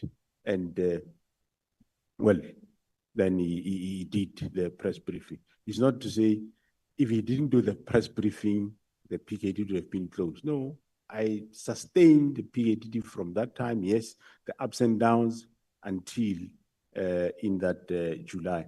But in June, we became aware what was the real reason. So after I know, I can't still allow it to go that route. Hence, I said to Minister, I want to see you, want to discuss this matter. But he couldn't still see him. I only saw him after the 6th of July. Thank you, General. General, I mean, you've said now that after you became aware of the issues, surely then it was your responsibility to hold the press briefing actually, and not General Mkhwanazi, if he, as the head of the SAPS. Well, probably we deal with, through Honorable Chair and members, we probably deal with matters differently. Mine, I said, they must brief me, and I compile a report, and I was going to take that report to the president to say, the president, this is the discovery, which eventually I did, but even though I did after the press brief. Thank you, General. General, my last question is, here where we sit today, the release of the crime statistics has been delayed by over 2 months in South Africa. I asked you about it previously. It's not the first time I'm discussing it with you. Would it be fair to say that the inner turmoil currently within the SAP is contributing to the delays in affecting the organization's overall functioning? Of course, that's through you, Chairperson. One cannot deny that, yes, indeed. I mean, there was a change of ministers and there was a lot of things to be done. And yes, but it will be released soon, Honorable Chair. Thank you, Chairperson. I really do feel that, General, that there's something lacking here. And I'm not quite sure what it is. Maybe of my colleagues in the room will ask questions, but I really, there's not once in anything that you've said to me today or the way that you displayed anything to us to say that you were not in agreement with the closing of this PKTT. And I don't know, you can tell me today I'm wrong, but nowhere is there communication from you that I can see that you've submitted or anything that you've told us except for you tried to speak to and you did this and you contacted somebody, but nowhere were you not in agreement with this. Am I correct to say there's nothing on paper from you saying that you were not in agreement with the closing of this PKTT? Thank you, Honorable Chair and members. Honorable Member, if I agreed that the team be shut down, it should have been shut down. On a hindsight, you can see that the purpose of this instruction was to shut down the team while I was on leave for those few days. That's why it was immediate, urgent, which I said, no, you can compile reports, but don't do anything until I arrived. After I've arrived, Honorable Chairperson, from that time, where we were all in this space where we don't know the motive behind this, and me trying to find motive from the minister and not coming up to today. Yes, the team has ups and downs, but the team is still operating. As I said, I did the best. On a hindsight for honorable members today, because we have got more information when the instruction was issued, now you know what is the motive. Yes, you can reason that, no, maybe National Committee should have done 1, 2, 3.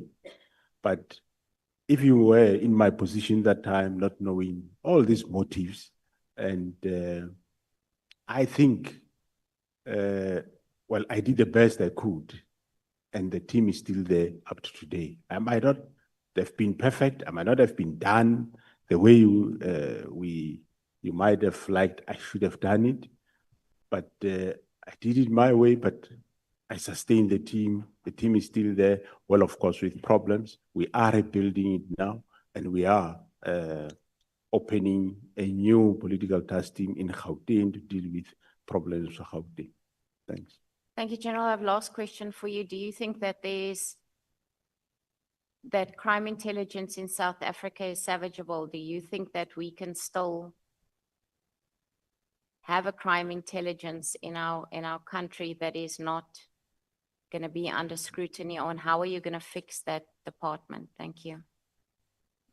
Thanks, Honorable Chairperson. Well, the appointment of the Divisional Commissioner of Crime Intelligence, Lieutenant General Khumalo, to that division did brought a new hope in that division with a view to resuscitate crime intelligence. I believe it can still be done, and the former minister was agreeable to the reforms that we wanted to do there. Unfortunately, there was change of administration, and in the new administration, there was no further traction or agreement. Remember, the National Commissioner, when he place or transfer a member of level 14 and above, that is a Major General and above, I must have concurrence of the minister. I just don't do it myself alone. I must have concurrence of the minister, and if the minister don't concur, you will struggle. But we can still salvage crime intelligence. There are good men and women that in that division that are doing well. And I must tell you, since Lieutenant General Khumalo arrived there, we saw tremendous work being done. We have a lot of successes. We're still having them now, yes, under the ailing conditions. But of course, we need cooperation of all, cooperation of the executive, which is the minister and its deputies. We need your cooperation as honorable members, because sometimes most of the distractions and disruptions in that division come from this honorable house. That's the biggest problem.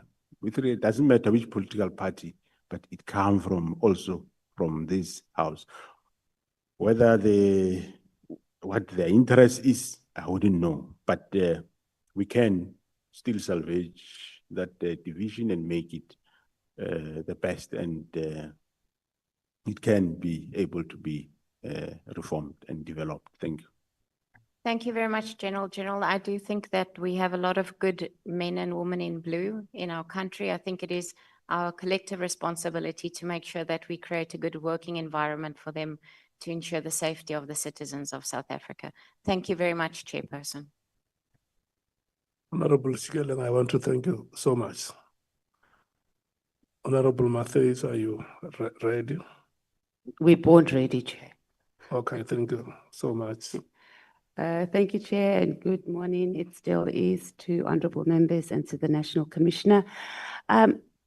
National Commissioner, what conditions or material conditions, I would say, informs the decision to establish a task team? Yesterday, you also spoke that we have a task team in Mkhwanazi. I think I've also heard you speak about the rhino poaching task team and then that. So operationally and strategically, what is happening that these teams are established? Thanks, Honorable Chair and members. The task team are established at various levels. It can be a station commander's task team, which might consist of 4 or 5 members to address a specific crime problem.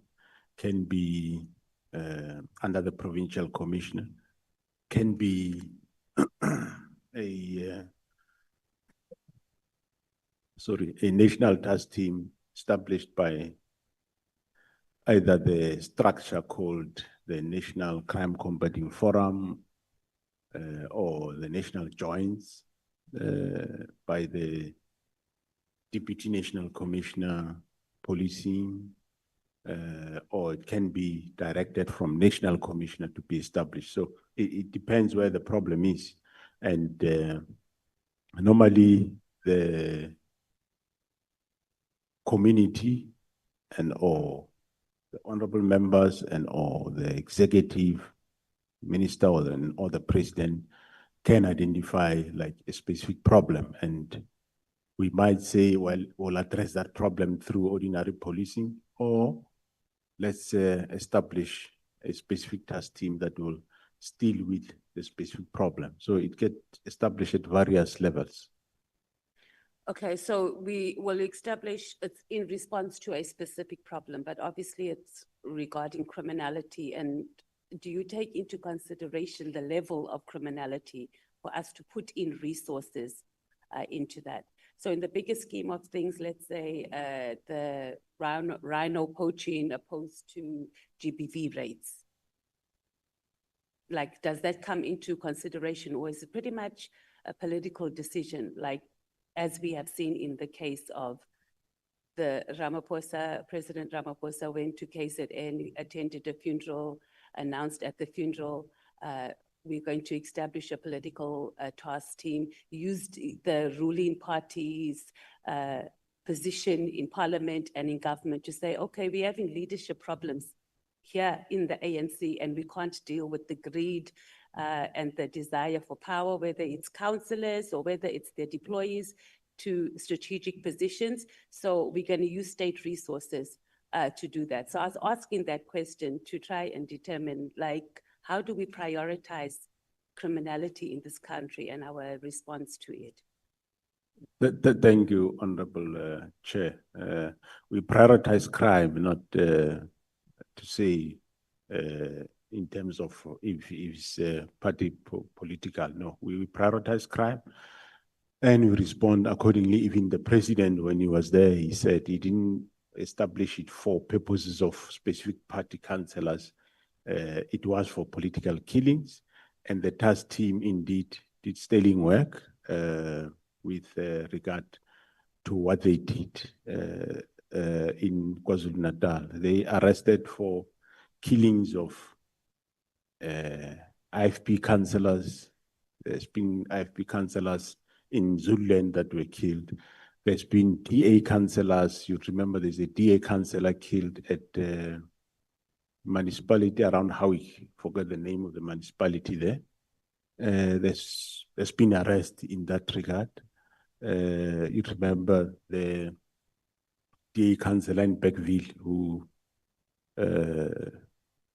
banned his family there and accused other people. We made a breakthrough there. So it's not about a specific party. No, the task team was dealing with matters of whether it's within a party or is one party killing another party. The team did sterling work and arrested in everyone. We do have, in terms of GBV, Honorable Member, we have a unit. It's not a task team. It's a specific unit that is there. We call it family violence and child protection. That is dealing with the cases. And of course, remember where there is such a case which we might not understand how it is, it's high profile case, GPV, we do establish those task teams to go and investigate and make a breakthrough. After breakthrough, then we dissolve the task team. It's not that we prioritize rhinos and politicians over other people. No, we prioritize crime. Okay, General, the less we say about the FCS, the better, but the point was just that we just wanted to establish the political involvement of political parties, specifically the ruling party called the ANC. And I acknowledge that there are political parties that also, other political party members that are also investigated. But yesterday we were told that the majority of these political killings are ANC members and their deployees too, and I'm sure you will agree with that, but we can move on to that. I know you're trying to keep a neutral position, but we must just be honest that it is the ruling party that has brought us here with the political killings task force. And not that the task force is not doing a sterling work. I'm just talking about the fact that state resources are mobilized to deal with matters affecting political party in particular. Let's talk about your counterintelligence operations vacancies. So in paragraph 52 on page 25 of your statement, you said that there have been cases where investigations or reports, no, the question here is there cases where these investigations or reports can be deliberately or falsified to target certain individuals? Have you had a problem like that? And can this process of counterintelligence investigations and report be weaponized against certain people within the South African police force, but the country at large? Thanks, Honorable Chair. No, the counterintelligence investigation cannot be weaponized. It's purely investigating those people that are involved. If you recall, this crime in Gauteng was, we don't say it's new, it shows it has been there. If I look at the cases now of this Nhlanhla, the 18 new cases I'm talking about, which are not part of those that I had caught, shows that this thing has been for quite some time there around. So And we discovered it only after the killing of Amaswart in Vereeniging. So there is no weaponization. It's investigation that is based on what has been done, murder or attempted murder or illegal possession of firearm, and it is those people that get linked there. No weaponization of the Gauteng counterintelligence investigations that I'm aware of. Yes, there might be weaponization of maybe other structures against the team, yes, but this specific counterintelligence investigation is not targeting anybody falsely. So they they do their work perfectly. So. Okay, so there's no room for abuse and Through you, Honorable Chair, if you look at the record, the cases that they started in 2019 and in 2018, you have seen most of them, they have convictions of late recently. And if you look at those convictions, I mean, there is no judge or magistrate that can hand down those many lives and 40 years and 50 years if they did not get evidence. One thing I'm sure which, well, from our side, which we do give credit to, is General Kumar. He was never a detective, but actually he's the best detective now in the country, that I must say. And most people know that's how it is. the instruction that you received from the minister on that letter when you were on leave, it says that you must also halt the recruitment, and you said that it was unprecedented and beyond the minister's lawful powers. What did you do about that? Because we've been dealing mainly about the political killings task team. That was one of 3 instructions on that letter. So the halting of filling those positions in crime intelligence, what was done about that? In crime intelligence, sorry. Yeah, we, through your Honorable Chair, and thanks, Honorable Members. Yes, I did engage the current new acting minister, and I have subsequently advertised those posts. They are being in the process of being filled.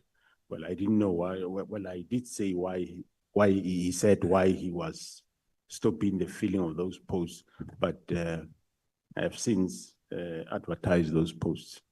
But and even the rounds of promotions also have been advertised. okay, so you just continued with the process. It was done recently because that instruction was given in December. We're now in October. So you didn't halt the filling of those posts in crime intelligence. But I'm saying what action was taken in the first place against the minister for even giving that instruction? Did you report him anywhere? Was there any, did you even report to the committee?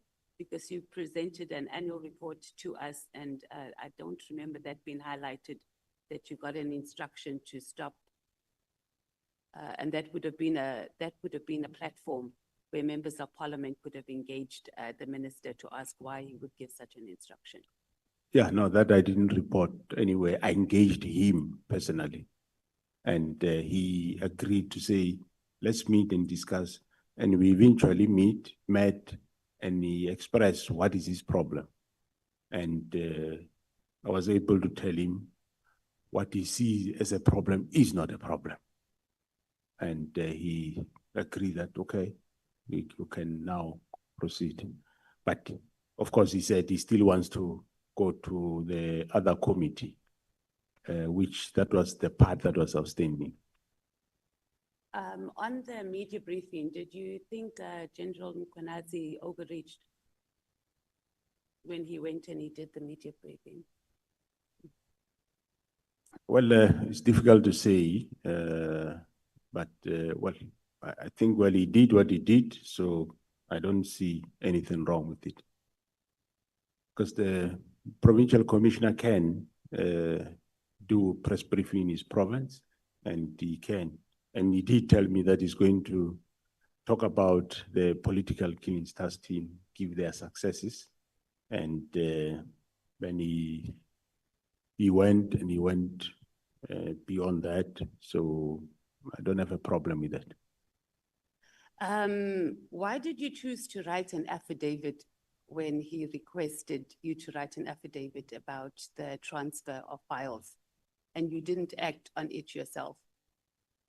He gave under testimony that you submitted an affidavit, and on that affidavit, based on that affidavit, he opened cases about obstruction of justice, amongst other things, on the 121 dockets that were transferred.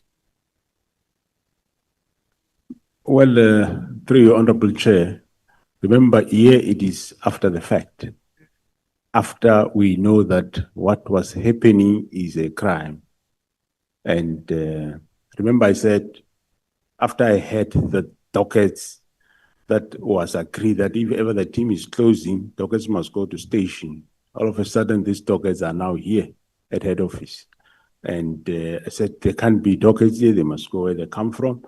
And those processes were started to get those dockets back. But before that, after one became aware that, what is being done is actually a crime, then you report a crime at a police station with an affidavit. So why didn't you do it and left it to the KZN commissioner to do it? I do what? Why didn't you open the case as the commissioner, because it affected you directly? And you gave an affidavit to him to open the case. So he became the complainant. That's my understanding. Or am I not, I didn't get it correctly? Well, the offense happened in KZN, and I gave him the affidavit. Giving the affidavit, you open a case through an affidavit. And there was no other internal processes that you took outside of sending the affidavit to him to open the case in KZN against those who were involved in moving the files? Actually, I think he's not, well, he's doing an inquiry that he's busy with. I can't here as a national commissioner investigate or investigate a case at head office. Case must be investigated somewhere from police station. So what I did was right.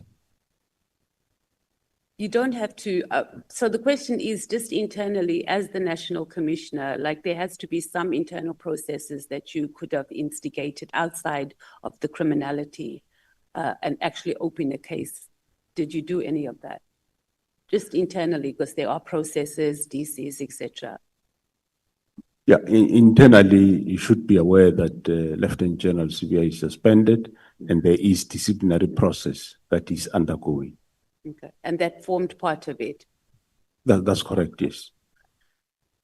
National Commissioner, the media briefing, there seems to be a lot of movement after that media briefing in SAPS. And could it be that this media briefing is, we're not going to really get genuine systemic changes because now it's in the media, our country is all up in arms in it. So those who halt and obstruct investigations in this country are just, submarined. So we've seen movement. And then once the country moves on to something else, we are going to be back to square one and possibly even regress any further. So what systemic changes do we need in the whole justice system, and I guess in the police in particular, to ensure that we don't have, it's going to be the same script, different cast? We've dealt with these ones that have come up now and we've left a void, and then another crop comes in and does the same thing. Thanks, Honorable Chairperson and members. Well, we need, yes, an overall of the system of criminal justice. We need oversight to various institutions. Just to give an example, I think during General Mkhwanazi's testimony, I didn't watch it, the whole of it, either here or at the Nhlanhla Commission. Somewhere you saw that there was communication between Mr. Nhlanhla, for example, and somebody from IPID, where the plan was they want to get General Khumalo arrested. But the other one was saying, hey, now there's no injuries, there's no JD8, so I can't arrest. So we just need leaders that respect their work, but we also, of course, need oversight that institutions that are meant to do specific work, they do that which they are meant to. They do not chase personal agendas or be weaponized to do nefarious activities and acts. That we need that oversight into institutions, and from the police side, we are prepared to undertake a lot of reforms where we see there are problems, but unfortunately, the others we can't. But we need an overall of the system in terms of when it comes to watchdogs, for police watchdog, you have your IPID, you have police secretariat, and you have got all other bodies. So I think maybe as the legislature, you need to look at whether should you have all these many institutions. You have IDEC, you have DPCI. Should you have all these many bodies? Why should you have IDEC and DPCI more or less doing one and the same thing? And you have police secretariat, you have IPID. I know it's there in law, but couldn't you have one institution that is police oversight? In it, you can have a DG with a DDG IPID and a DDG Civilian Secretariat of Police, instead of having too many. And you end up having police, instead of busy fighting crime, they are writing reports to satisfy each and every of these institutions. So that, I think we need to look at that and look at what these institutions, are they doing what they're supposed to do? Or are they weaponized to do other things? So that is the critical matter that is a problem. Institutions are tend and weaponized to do other things. Like we have now, the counterintelligence operations in Gauteng. There is a lot of institutions that want to get rid of it, or they want to get their nose in there, whereas the team is doing quite a good work and they are getting rid of cartels and criminals. So that's the support we need, and also from the executive and members of this honorable House. So we as lawmakers, we need to, in summary, what you're saying is to ensure that we don't leave a void after we get rid of cartels and politicians that are involved in enabling all this. We need to look at the oversight bodies. We have too many, and perhaps just have one, and that will assist in trying to maintain a clean South African police service. Yeah, I think if you do that, you will definitely have a better oversight, because now there are many. Some end up, somebody from you end up going to one and say, no, do for me 1, 2, 3. And they end up being busy with all those things. If you have one, you can concentrate on it and do oversight on us, and we do our work. We have got nothing to hide. Hence, I have now, as you heard yesterday, requested the SIU to do lifestyle audit of all members of SAPS, because sometimes some of you of the honorable members and other public people, they are used against us to say, yes, Masemola is corrupt, yes, he's doing that, just to push a narrative that is not really there. Some have been paid to do those things, which is not the truth. So, and public end up believing, no, Masemola is corrupt. I mean, where did I do? Whose money did I chow where? So if we streamline the oversight on police, that will work quite best. Thanks. National Commissioner, yesterday you said there's about 840 members that are, I'm now on the vetting and security clearance questions. So you've started a vetting process of about 840 members by an independent service provider, if I remember correctly. That is correct, Honorable Chair. It is a lifestyle audit, not necessarily What for vetting. the lifestyle audit? Audit, yeah. Vetting will still be done by crime intelligence and SSA, but this one is a lifestyle lifestyle audit. So how did you identify a service provider? Is it a private company? What process did we use in identifying a service provider to do that? And you tell us who the service provider is that's doing the lifestyle audit? Or could we not use someone in the Auditor General, or anyway, you tell us. I did say, I say it again, the service provider is a special investigative unit.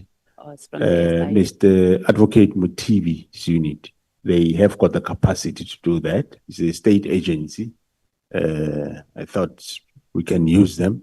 They are independent from us, and they have done other institutions, I think provincial government, Gauteng, they use them. So I engaged the advocate somewhere in April, and there was some glitches along, but eventually we have finalized all those, and it's just final touches, and then you will start. But the identification of the 840 or so is the senior management of SAPS.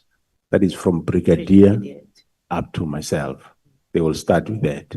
When they finish, then we targeted environments like your central farm registry, supply chain management, division finance, and port of entry. So those will be the second layer as a priority.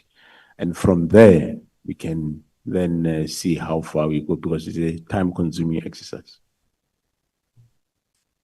So they haven't started yet. The process is about to start, is what I'm getting. Through you, Honorable Chair, that is correct, Honorable Member. And they have capacity, because, you know, National Commissioner, when we sit in the portfolio committee, we say, yeah, we're starting this wonderful project and we're all excited. And then 3 months later, when we get a report, it's like, no, we don't have capacity. There was no resources, as we see with the issue of security clearance, which we come into now. And we determined that they're going to have capacity and more or less the time frame to conduct and complete these lifestyle audits of the 840 senior SAPS officials. Yeah, those details, that's what is being finalized now, Honorable Chairperson. Security clearance, do you have security clearance, National Commissioner? I do have, Honorable Chair. When was it? And it's every 5 years, if I'm correct. That's correct. So your last one was done when? You don't know whether it's 2-3 years ago. Why do you appoint people into positions, National Commissioner, when they haven't received the clearance certificates? Because we have a lot of those, and maybe in writing, Chair, we can get that. How many from you saying from brigadier, right, up until the general, we require security clearance. Am I correct? Honorable Chair, the 840 is senior management that I'm going to subject to lifestyle audit. It's a different process. Yes, vetting, well, it depends on where you work, what you do. That's how we prioritize. But of course, most of the senior managers. Amount, right, of more or less how many people who are in those positions require vetting. Do you have it offhand, or you are obviously able to access that information and submit it to us? The last year, I think the Division Crime Intelligence, they reached their target in terms of vetting. Actually, they overperformed, they overachieved. And hence, this current year, I gave them the target of 1,500, meaning I said, in that 1,005, make sure you finalize every one of the 840. Currently, some of the 840 senior managers, they do have security clearances, but there is a balance that is left, so they must finalize that. And normally when we appoint people, because it is not due to the people's own or negligence, Honorable Chair, that they don't have security clearance. The way the division was structured from those years, it was structured in such a way that it is impossible for them to vet the subs by making sure that their capacity are limited. You recall I said at some point there were about 7, the whole country. 7 vetting 186,000. So it tells you. So, but we are building that capacity in the crime intelligence, and they are increasing number, and the performance is also increasing. And do we find that Honorable Matthias, may we're you, done? Okay, may you please round one up? more. Anand. Yeah. You said that during the investigations with CAT, you found that there were 80 other cases related to him. Did I understand that correctly? That's correct, Honorable Chair. And it's expanding over what period? More or less, these cases that have been dangling around the country. I think it goes far back as 2007. So National Commissioner, does that not just tell you that how we have failed the country if we have someone has 80, right? Not 18 cases since 2007 up until now, and he's gone under the radar. That speaks to a failed South African police services. I do agree, Honorable Chair, but we have discovered it ourselves. We are doing something about it. Thank you. I'm done, Chair. Thank you so much, Honorable Matthias. Honorable members, when we come back from morning tea, I will need one speaker from the ANC, one speaker from the MKP, one speaker from the DA, one speaker from the EFF. And then after we shall have taken those 4 speakers, we will then break for lunch. I'm just alerting you so that when you come back, you must have lined your speakers. We are now breaking for tea. May we please come back after 15 minutes. From now, it will be 20 minutes before 20 minutes before 12 when we come back from tea.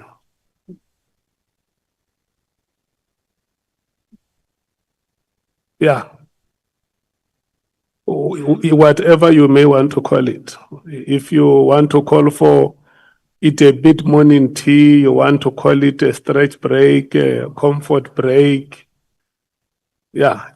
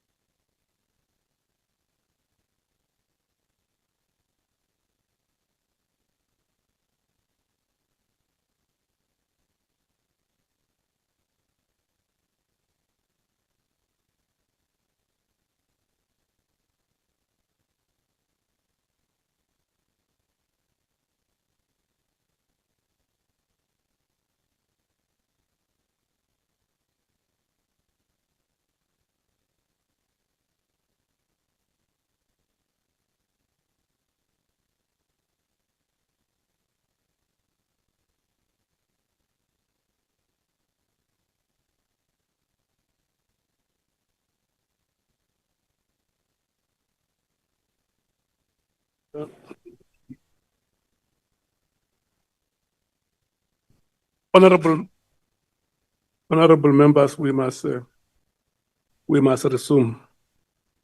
May I check from the ANC who is speaking? Honorable Nhlanhla. Okay.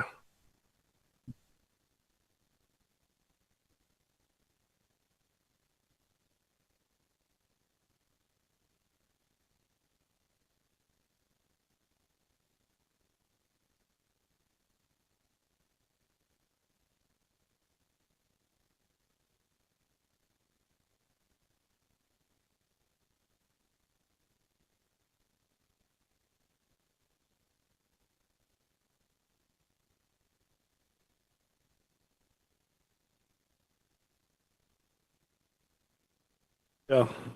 Honorable Nhlanhla, with due respect, you can proceed. Thank you very much, Chairperson, and good morning to members and everyone. Chair, I think let me first agree with General Masemola that we have identified a serious legislative gap in respect of the protection of whistleblowers. And indeed, the Department of Justice did send us the whistleblower protection bill as part of the legislative program. So, Chair, we agree with the General. General, I think let's start yesterday. Yesterday, something unprecedented happened. A chief of staff called the entire nation to a press briefing. We have never seen it before. So I want to check if in the service do you have internal communication protocols, or it's a Vula's book kind of a situation?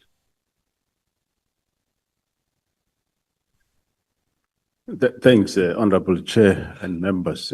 We do have communication protocols. We have a policy, national instruction on communication, which says exactly who should communicate. It's normally members that are appointed to do communication. In each province, there is one head office, there is also, and National Commissioner and provincial commissioners also can communicate, and of course other members like your deputy national commissioners. So there is a regulated space. Okay, that's fine. Let's not persuade further. I think Mr. Ngabende will also come to testify at talk. Who is Brigadier Liteko?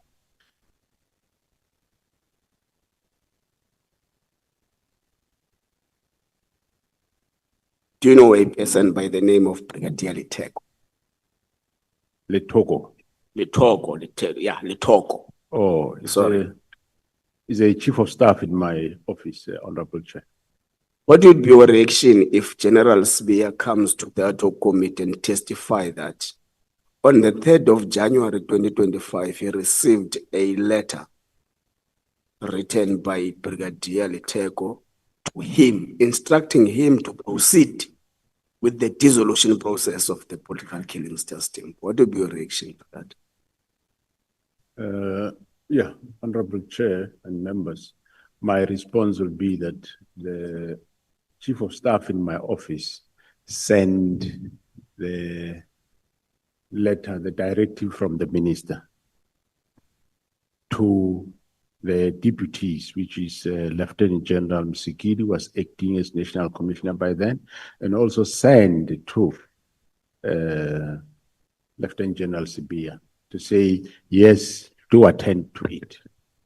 Is there no letter written from your office by your chief of staff to the Deputy National Commissioner of Police Lieutenant General Sibiya, that instructs him directly. I'm not talking about the letter from the minister that could have been transferred.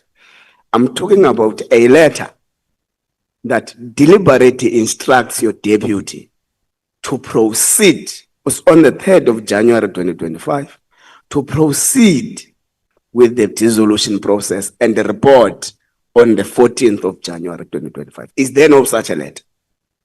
Honorable Chair, I do agree. I say the Chief of Staff in my office did send a directive to both the deputies that they attend to the minister's letter.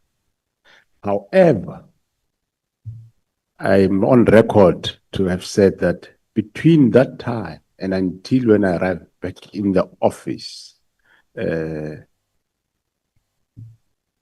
nothing has been done by that time.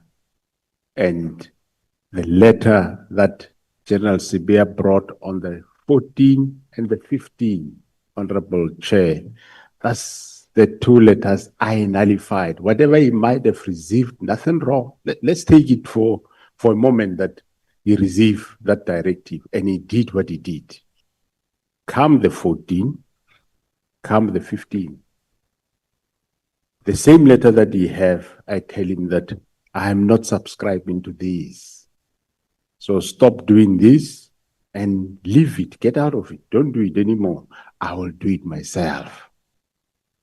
So directive be given on the 2nd or 3rd, Honorable Chairperson. I come the 14th, yes, he says, National Commissioner, Minister says we must dissolve the PKTT. Here is an instruction signing so that we dissolve. I look at it and says, no, we don't do it this way. Honorable Chair, you would recall yesterday, I even explained how we, the interaction of that day when he told me this House Scorpions, the way the directive is, this House Scorpions was dissolved, so it's in order. Then I told him why we can't do it, and that let's not do it this way.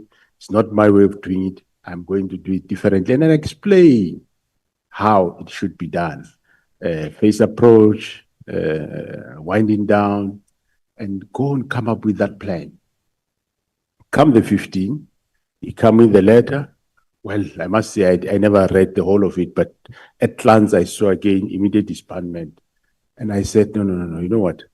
Leave this matter, don't do it anymore. I will do it myself. So whether there was a directive from my office on the 1st or 2nd to him, that doesn't matter because nothing happened in that period.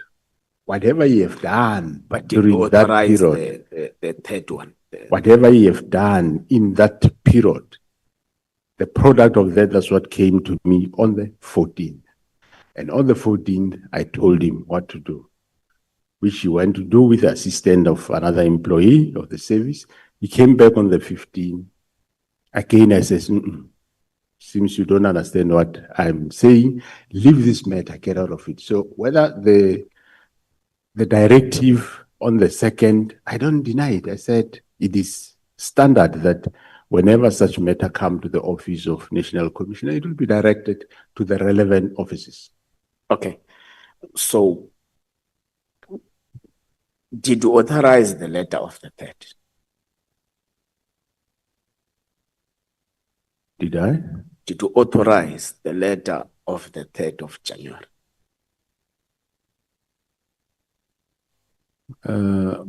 Honorable Chair. Or how is the communication from your office being get authorized? Or anyone can write a letter and send it without having checked with the principal if this letter should be sent in this form? No, like when I'm here now, the work hasn't stopped in my office. Whatever comes there, they will channel it to the relevant people that are supposed to do the work. So whoever was in your office when you were on leave authorized the letter? Yeah, they send it to the relevant offices. Okay, let's walk down to section 207, subsection 2 of the Constitution, which gives you a legal duty and a constitutional obligation to exercise control and manage the police service in South Africa. Now, where do you think that the exercising control and managing of the police service screws may have been loosened? Because now at the disposal of the people of South Africa is a service that is in limbo, is a service that is at war with itself.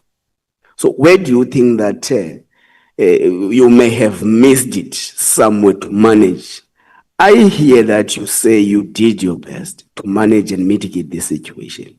Maybe can you take us through this best you did to manage, control the police service so that it does not spiral in this manner? So what efforts were made by the National Commissioner? Well, thanks, Honorable Chair. I wouldn't know exactly which area are you referring to when it comes to managing control. I think I did what I supposed to do. After the directive was received, I expressed my view in terms of how I view the matter should be treated.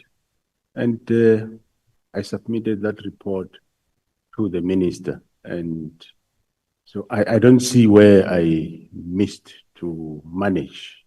I don't foresee that I can't be held responsible for the actions of the minister and any other.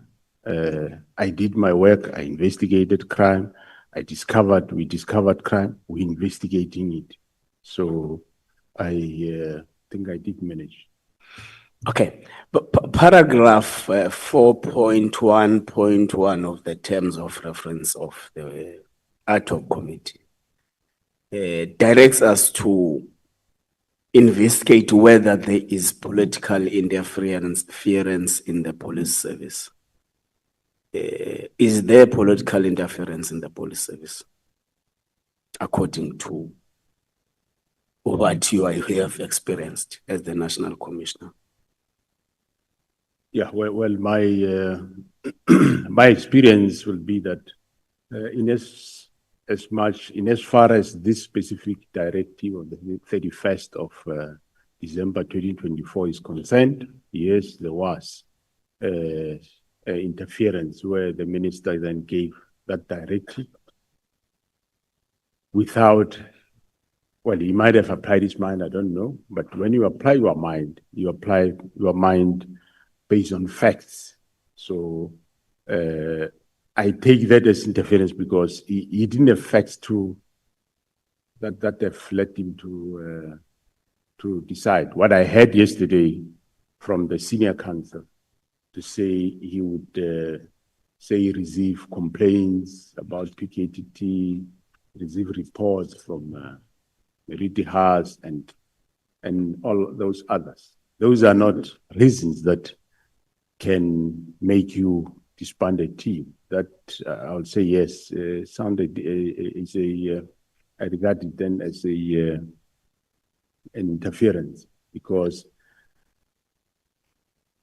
should he have come to want to understand anything about the team, that could have been a different situation altogether. Get a briefing, understand, he put his problems forward, we give responses, and he then can give a directive, or we jointly find a solution. Okay. So, along this interference process, you take General Sbeya to a leave of absence or something like that. He takes you to court.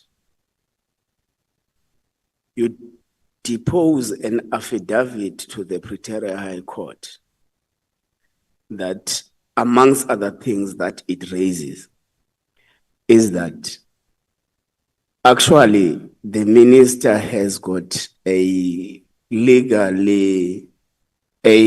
obligation to oversee the police service and its units and task teams. Are you aware of those the contents of that affidavit? Yeah, I might not remember everything of that affidavit, but yeah, I take it is there. Okay, but do you get the fact that the affidavit says something different to what you are saying now in terms of the political interference? I do take the point of the honorable member chair that he says that's what that affidavit is saying. Okay. No, there's no doubt. Okay, your CV suggests that you have at some point led you headed in intelligence operations. And amongst what the main witness, General Mkhwanazi, alleges here under oath is that the letter itself in its nature is an ammunition to stop reforms in the crime intelligence. Because part of what it asserts is that there must be the filling of vacancies in the crime intelligence must be halted completely in all levels.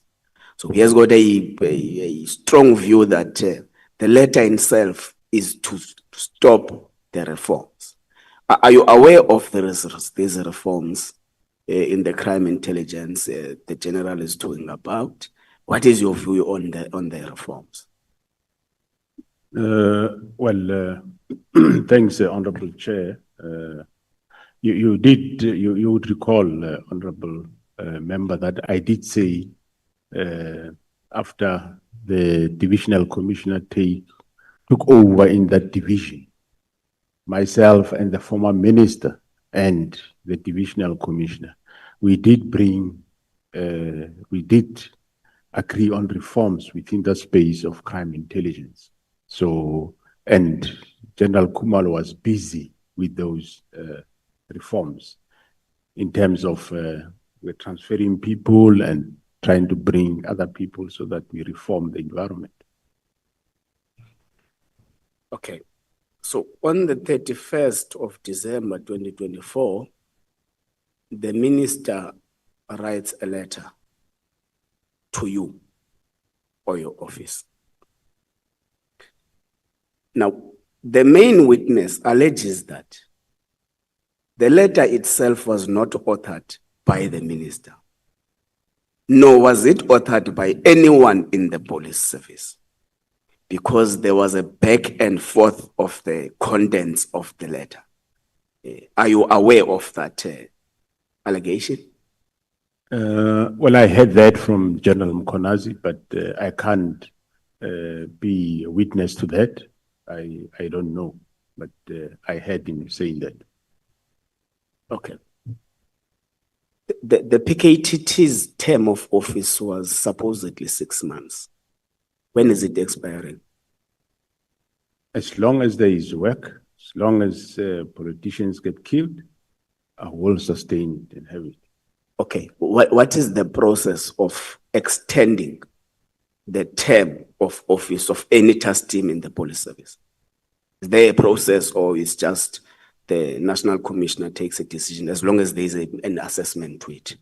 No, the process, normally, sometime when you start, you might give it, say the task team should be for 6 months or a year, you give it a period, with a view that they must deal with the problem that you identified. If it's a specific crime, they deal with it. When they finish, then task team is dissolved. So normally how we renew, the people that are doing the work, they will write a motivation to say they ask for extension for a month or 2 or 3 or 6 and give the reasons why. And that will be assessed. Some teams will be assessed by the body called National Crime Combating Forum, which consists of operational divisions at head office, and they will approve at that level. Or if it's a team that gets approved by National Commission, they will send for approval to the National Commission. Okay. General Mkhwanazi also mentions to the ad hoc committee that Amongst the 121 case dockets that were taken to the head office, one amongst them is that of Nhlanhla from Tata. I'm sure you'll recall the Justice for Nhlanhla campaign. So if that's the case, then would we say that SAPS actually characterized the brutal assassination of Nhlanhla as a political killing? And what is the status of the docket now? Has the removal impacted the fact that there's no one arrested today? Thanks, Honorable Chair. No, the political killings task team, as you are aware, they were doing the work in the province of KZN. But I am on record to have said that when we went to Fort Hare with the then minister, and we saw that there is a problem, well, of murder cases, but not necessarily alone, we enlisted the political killings task team to go and help there.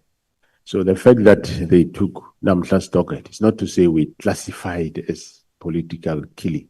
All we wanted was, we wanted people that can be able to resolve the case. That's how the team went. And the team did work on the docket until they were interdicted. That's one matter that where we don't understand how the judiciary came into being.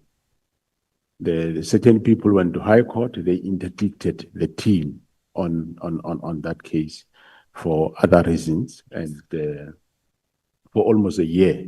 But the docket is back with the team. I might not precisely say where it is now, but it's back to be investigated. Okay. So I think the interdict will maybe assess it in the in-camera arrangement. I think the general does not want to give us deeper detail on it now in a public platform. And we can attend to that later. It's no problem. Through you, Honorable Chair, the interdict, the best person will be General Khumalo who can give that. But I know that somebody came forward with an interdict, but later we are on with okay. No, that's fine. General, is it your evidence that political killings are still prevalent in South Africa? And therefore, that makes the letter of the 31st of December 2024 unwarranted in terms of the purpose that which the political killings task team was formed for?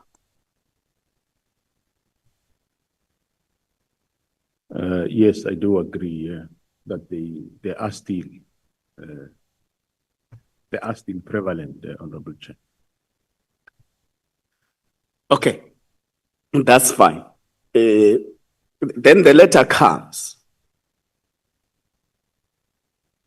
Part of the provisions contained in the letter is the fact that political killings task team must be disbanded immediately. And General Mkhwanazi makes exception of the immediately part. So, apart from that, you choose to design a program, a smooth program that will make you arrive at an ultimate dissolution. So, is it your concession that the letter the problem with the letter is the immediate part of the dissolution of the PKTT? No, Honorable Chair, the problem is not the immediate. The letter itself is a problem. Yes, the whole letter is a problem, not the immediate. But what I chose was not to do it immediate, but do it my way. And remember, Honorable Chair, I did say that This letter was a directive and not a request. And at that time, I had my doubts as to circumstances surrounding this letter, why it came. And that time, I was not in a privileged position, Honorable Chair, like the honorable members now. You have both sides. You have the before and after. Myself, when those things were happening, I only had the before. I didn't really know what is this. I suspected that this irregular, illegal, but not really having facts. Thanks. Thank you, General. So part of what you say in your statement is that part of what makes you disagree with the approach of dissolving the PKTT is the fact that there was no report solicited in terms of the performance of the task team. There was no consultation with the sister departments that which constitute the PKTT. You will understand that it's not only SAPS. So in the process of developing a winding off approach or plan, did you consult the head of the crime intelligence, the head of the National Prosecuting Authority, the head of Hawks?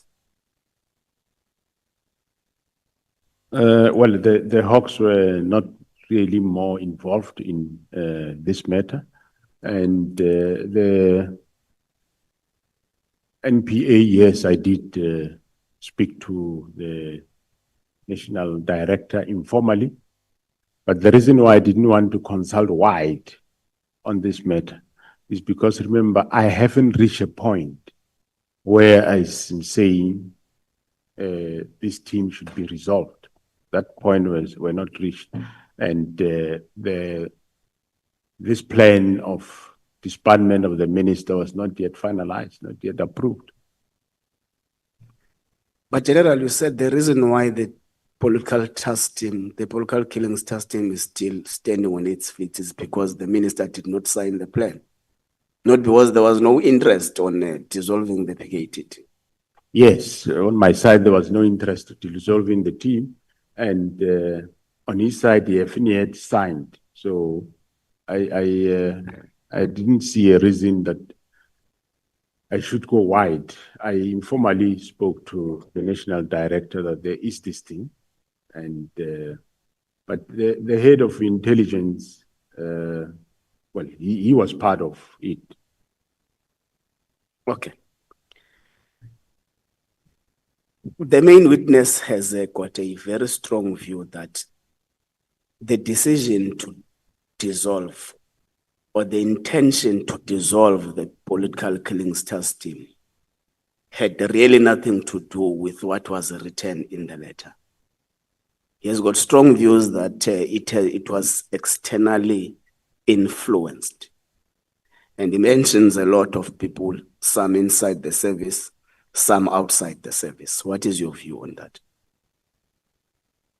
I do agree, Honorable Chair. Remember, I also said, I'm on record to have said that after the search of Mr. Nhlanhla's house, the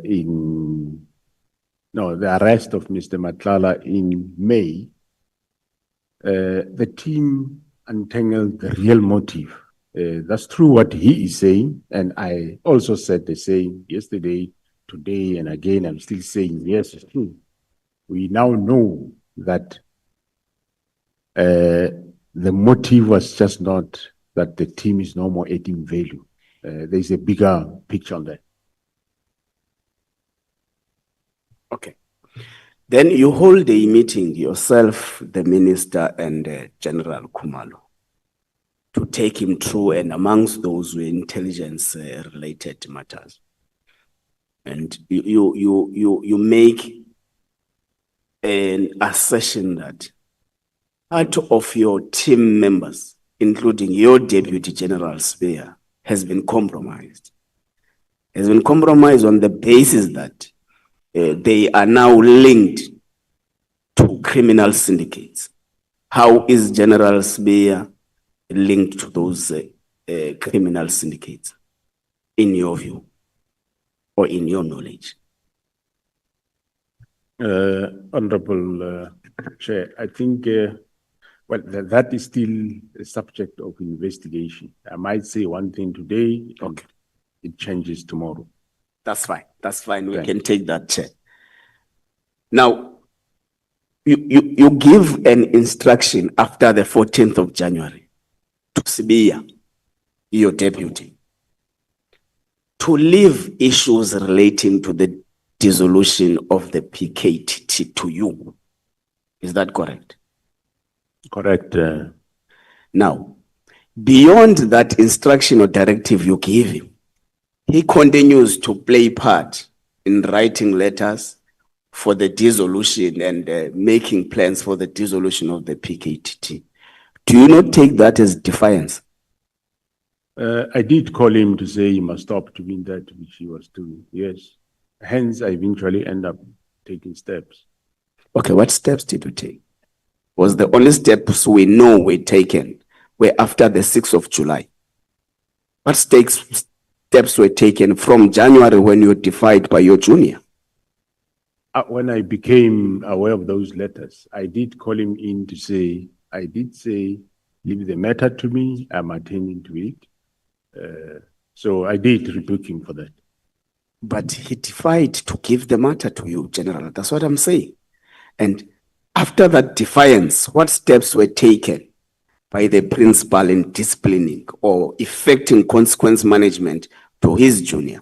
Because all we know now, all what is in our disposal, is that General Sbeya, your deputy, was only suspended or taken to leave after the 6th of July, which is the press briefing by General Mkhwanazi.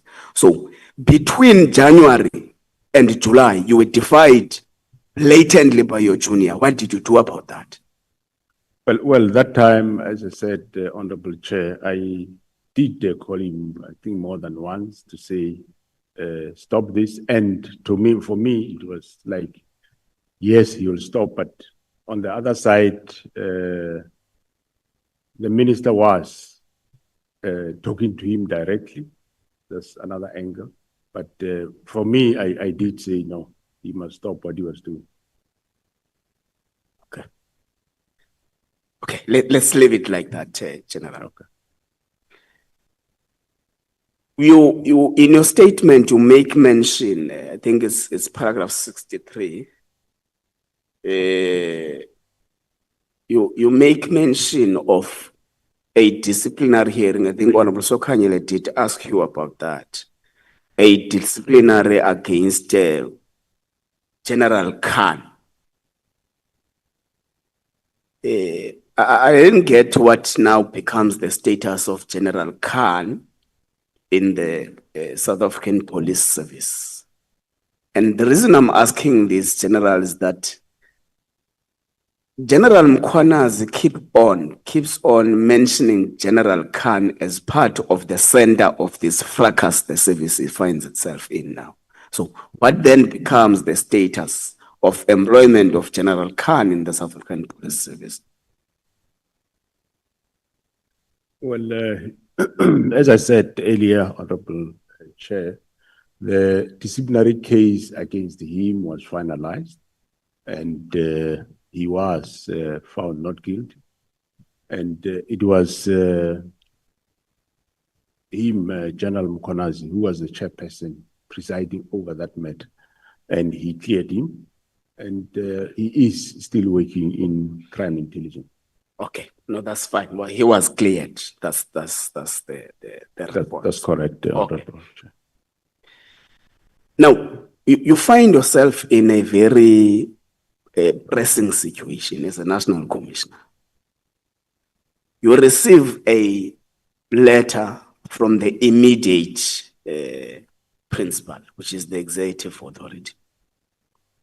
Now, along the way, you find that you are unable to get yourselves into or into an agreement in respect of what must happen in the PKTT status.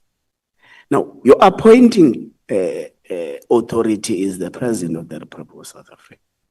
Have you made means to engage the President into making him understand the importance of not dissolving the PKTT?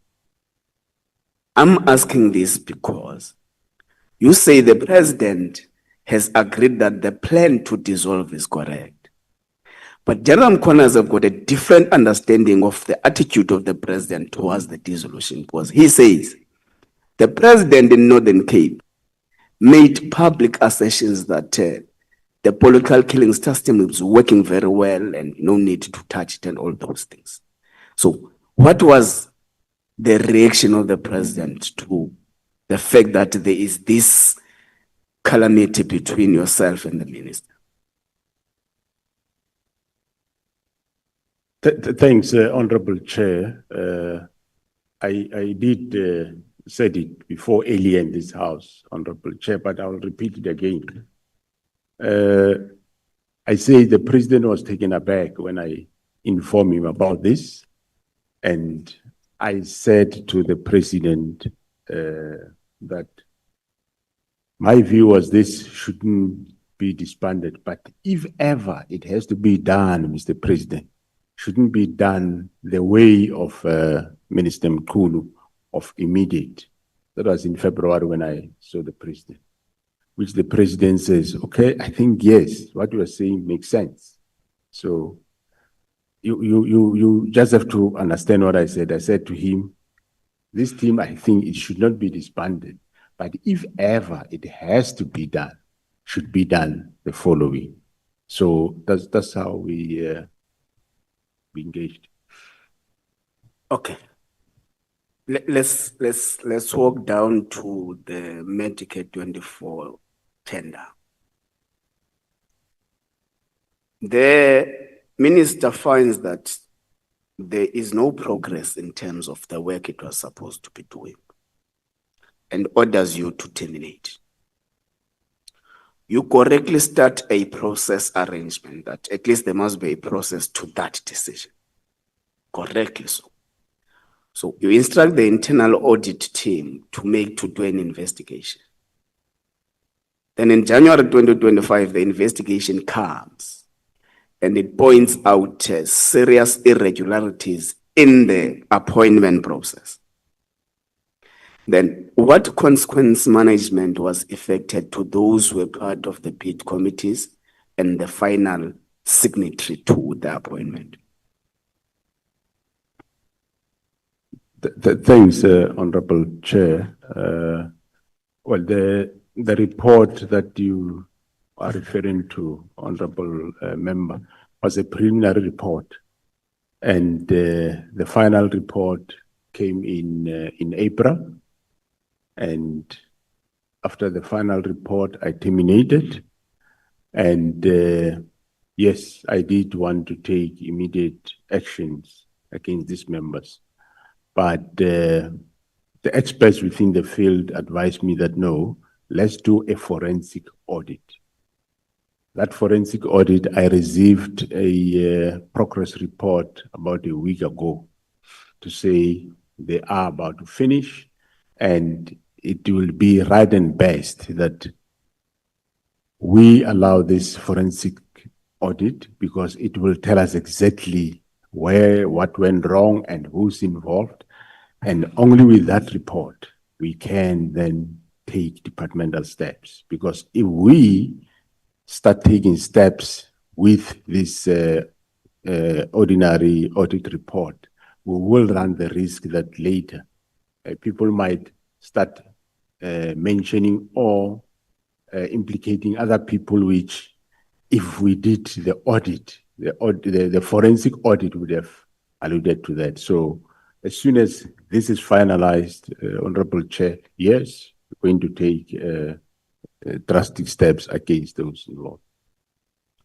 Okay, I'm going to ask you three questions. It's my last questions, General.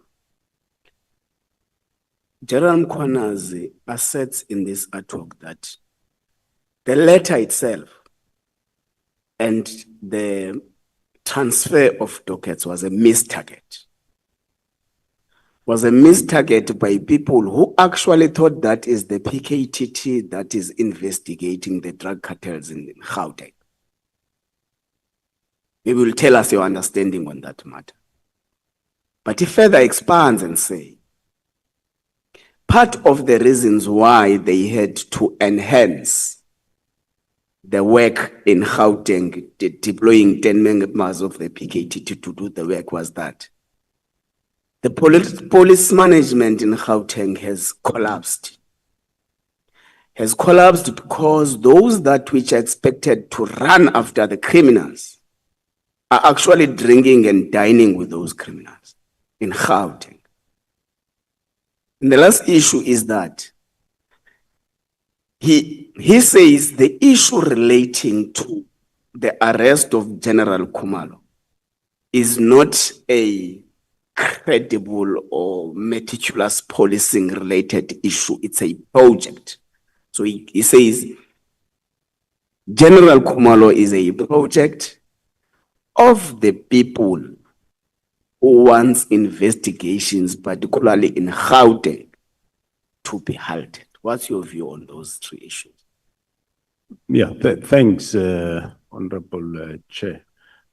Before the arrest of Mr. Nhlanhla, even General Mkhwanazi wouldn't have said that.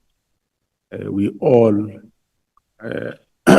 got that after the team have analyzed the phone and we came to that. And well, the call for assistance from the political killings task team to come and assist Gauteng at that time was solely based on the fact that we wanted the expertise of the political killings task team, as we have seen in Fort Hare, where we think we have a problem. I enlist them. When in KwaZulu-Natal we had the problem of killing of traditional leaders, then we also enlist their assistance. So even there in Gauteng, we wanted their skill. It was during the process of investigation when they start uncovering these matters, uncovering that there is some members, some police in Gauteng that seems to be compromised, and they uncovered all the rest. And that's when then we registered this project of Gauteng counterintelligence to investigate the whole thing. So that is the investigation that's in the process. The arrest of Khumalo, I wouldn't want to venture much into discussing an arrest. All I know is that he was arrested for employing him and the team. They were arrested for employing somebody from BMW to a post in crime intelligence. The person, I think, was earning 1.1 million and employed in crime intelligence, where he'll be earning 1.2 million. And the process, according to me, was fair. And I did get a report from IDEC after the arrest. I tasked somebody to internally investigate that matter for discipline purpose. The report came to me to say there is no case based on what they find the process looks legit. And I did clear them, I did inform them that we don't find a misconduct in this thing. Thank you, General. Thank you, Chair. I'm sure I'm still left with some minutes, but I'm done. Thank you so much, Honorable Nhlanhla. The time I allocate you, honorable members, when you feel that you have spoken for some time, you look at me and check if the microphone is not indicating red. Once you see it indicating red, it's a warning to you that you must move towards winding up without putting you under pressure. Just to say to you, your time is about to expire. Okay, thank you so much. Most of the time, my microphone is off. Can we please move to, is it you, Honorable Nomvalo? Thank you so much. Thank you, Chair. How are you, National Commissioner? How are you doing? Through you, Honorable Chair, I'm fine, Honorable Nomvalo. I'm okay too. Well, I want you to enlighten us more in relation to the allegations made by General Nhlanhla Mkhwanazi, which we have also put here as terms of reference in your statement in page 4, on page 4 of your statement. There is an allegation under paragraph 4.1.7, which says that inter alia, we must investigate, open quote, the alleged corrupt relationship between Mr. Mkhunu and Mr. Brown Mkhwanazi, and between Mr. Mkhwanazi and Mr. Vusumuzi Nhlanhla. Now, who is this Mkhwanazi guy? How does he get involved in the operations of SAPS, according to your knowledge? Yeah, thanks, Honorable Chair. I don't know the guy, and well, I do not have a police official with that name, so I don't know who is he, and you have got no business in SAPS. General Nhlanhla Mkhwanazi seems to be convinced that Mkhwanazi was an ally of Sibiya. I mean, was an ally of the Minister Mkhunu. Subsequently, Mkhwanazi was an ally of Nhlanhla. Now, in this context, Mkhwanazi was used by Nhlanhla as a messenger to the minister. What is your take on that? Do you agree with that? Yeah, I think the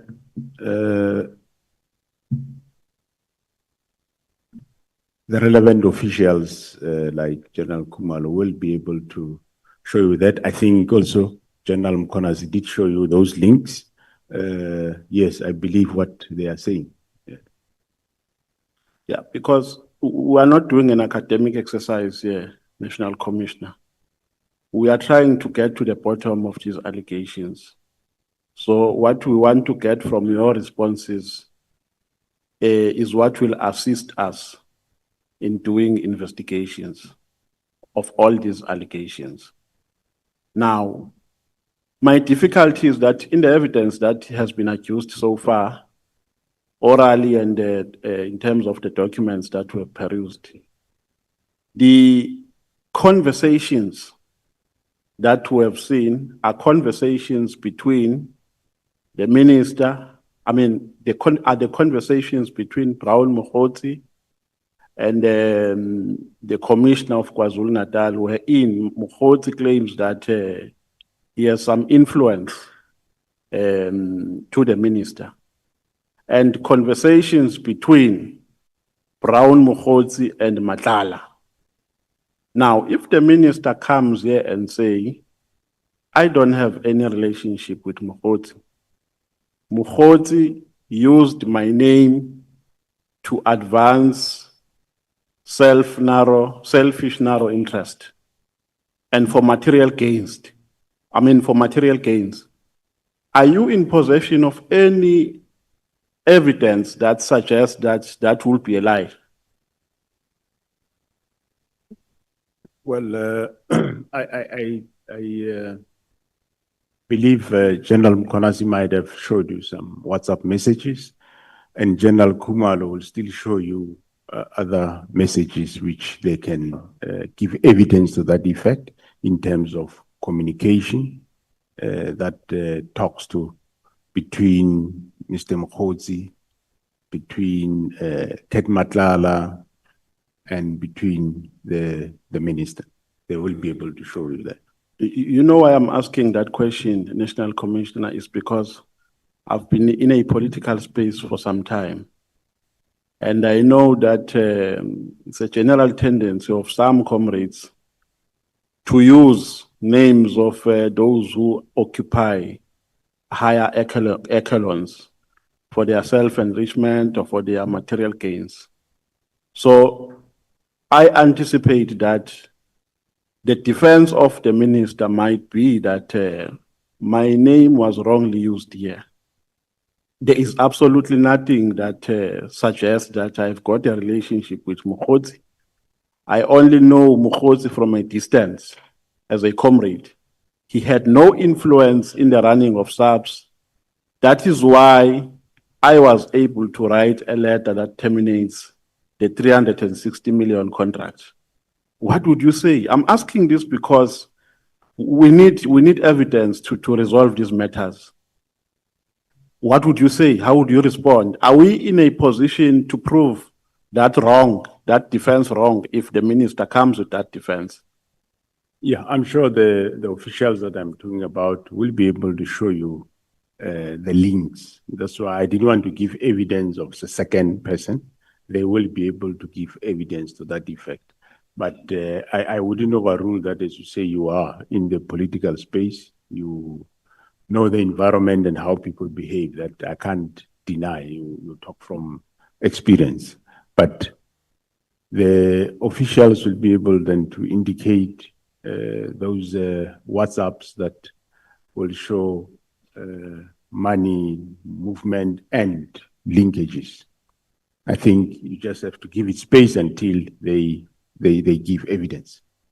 So to what extent, as this so-called corrupt relationship caused the damage in the running of SAPS, so this alleged corrupt relationship between the minister and Mkhwanazi, ultimately Nhlanhla, to what extent has it caused the damage?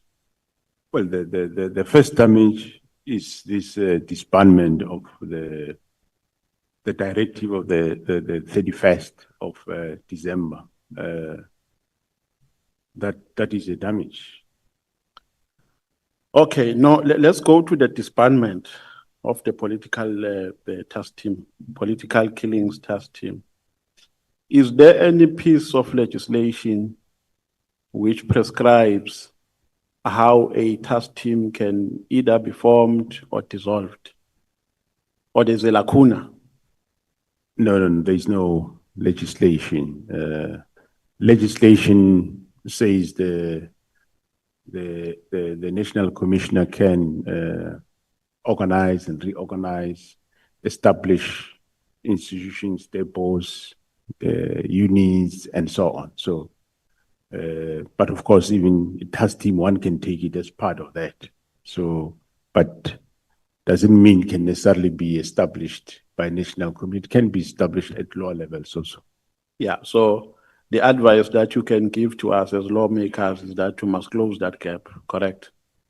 You must, in terms of formulating the law, we must close that gap. Is that the advice you can give to us as lawmakers? The advice I can give is, if you can, obviously, dwell more on defining what the minister can do. What is the minister's function? And what is the National Commissioner's functions?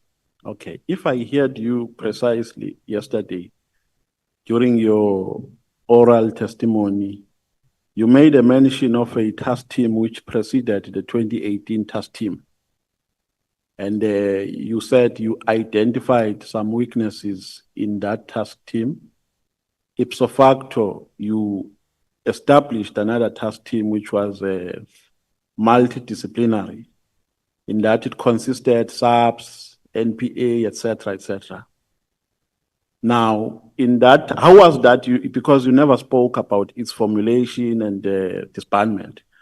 How was it formulated and disbanded? You only spoke about the formulation of the 2018 task team, which started from the visit of the president, establishment of the interministerial committee, etc., etc. And you spoke less about the formation of the previous one. May you please take us through? Thanks, Honorable Chairperson. So you want me to? Yes, the previous task team which preceded the 2018 one, how was it formulated and later dissolved? Yeah, the previous task team, when it was formulated, I was involved. We went to KZN. It was myself and the former, by then, Minister of Police, Mr. Fikile Mbalula. We got a briefing to the provincial commissioner or the acting provincial commissioner. That time, I can't understand and remember. I think it was acting provincial commissioner, Major General Nhlanhla, I suppose. And after that briefing, and we said these political killings are a problem, so we need to do something. Then myself and General Nhlanhla, I said, no, Minister, in this case, we will establish a task team. And that agreement was endorsed, and the provincial commissioner established a task team consisting of members from various units and stations, including the DPCI. Actually, the brigadier from DPCI was the head of that specific task team. So you later dissolved it on the basis that it was not fulfilling its responsibilities to your satisfaction, correct? That's correct, yes. Did you identify some elements of criminality within that task team from the members of SAPS? No, what we identified was not necessarily criminality, but it was more the fact that they come from local. They interact a lot with local politicians. We identify that as a problem. As a weakness? As a weakness, yes. So there were no criminalities that were taking place? Not as far as I remember, but I know there were, but it wasn't members of this task team. There was one or so that was arrested for murders at Cleveland, but he wasn't a member of this task team. It was just a police official. Okay. Now, in the 2018 task team, you said that there was an involvement of different components because you wanted to tighten its strength. There was an involvement of SAPS, NPA. Now, where was the NPA reporting? Was the NPA also reporting to SAPS, or they were reporting to their bosses in the NPA? No, the NPA were reporting to their bosses. Maybe let me clarify my question. I'm asking in relation to the work that they were doing as in the scope of the political killings task team. Where were they reporting? Yeah, they were reporting to their bosses, but of course, they work with the team. They will give, now and then they will take dockets and look at them and give guidance in terms of the investigation. That's why the fact that we wanted them to be dedicated to work with the team was that if you use an ordinary prosecutor who's sitting at court, he received a lot of dockets, receive GBV, receive assault and so on. So that doesn't make him to be focused. So these ones, they were there for the team to guide the team in terms of investigation, to assist the team. So they were interacting with the team and the coordinator of the team. But of course, they'll also give progress to their offices. General Mkhwanazi said, I'm not quoting him verbatim, I'm just paraphrasing. He said that they made a gruesome discovery that some of members of the PKTT were compromised, the result of which they took a decision to rotate them. Are you in agreement with that? Right from the word go, there was no really member that would work there permanent. They were rotated continuously. I'm aware that, yes, there were those that were arrested. Are there any 21. members of the NPA who were found to be on the wrong side of the law? And if so, what actions were taken against them? I don't remember any. What I remember was there was members of SAPS that were, there were members of SAPS that were, there is members of SAPS that were arrested that were not part of the team. And there is one that I can remember of who was part of the team who was arrested by the same team. And in terms of NPA, let me recorrect my statement. I'm aware that there were cases opened by the team against members of the NPA, and which I end up having a meeting myself with the director, National Director of Public Prosecutions on the matter. Okay. National Commissioner, let's go to a letter dated the 31st of December 2024.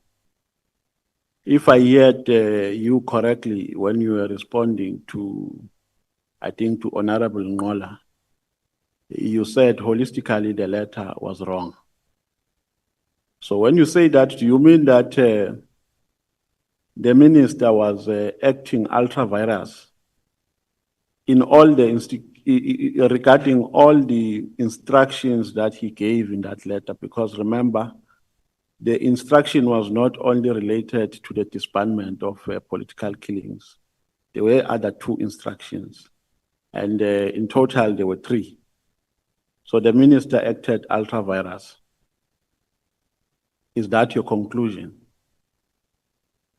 I did say that according to me, yes, he acted wrong on 2 matters: political disbandment of political killing task team and the matter of the stop filling of posts in the crime intelligence.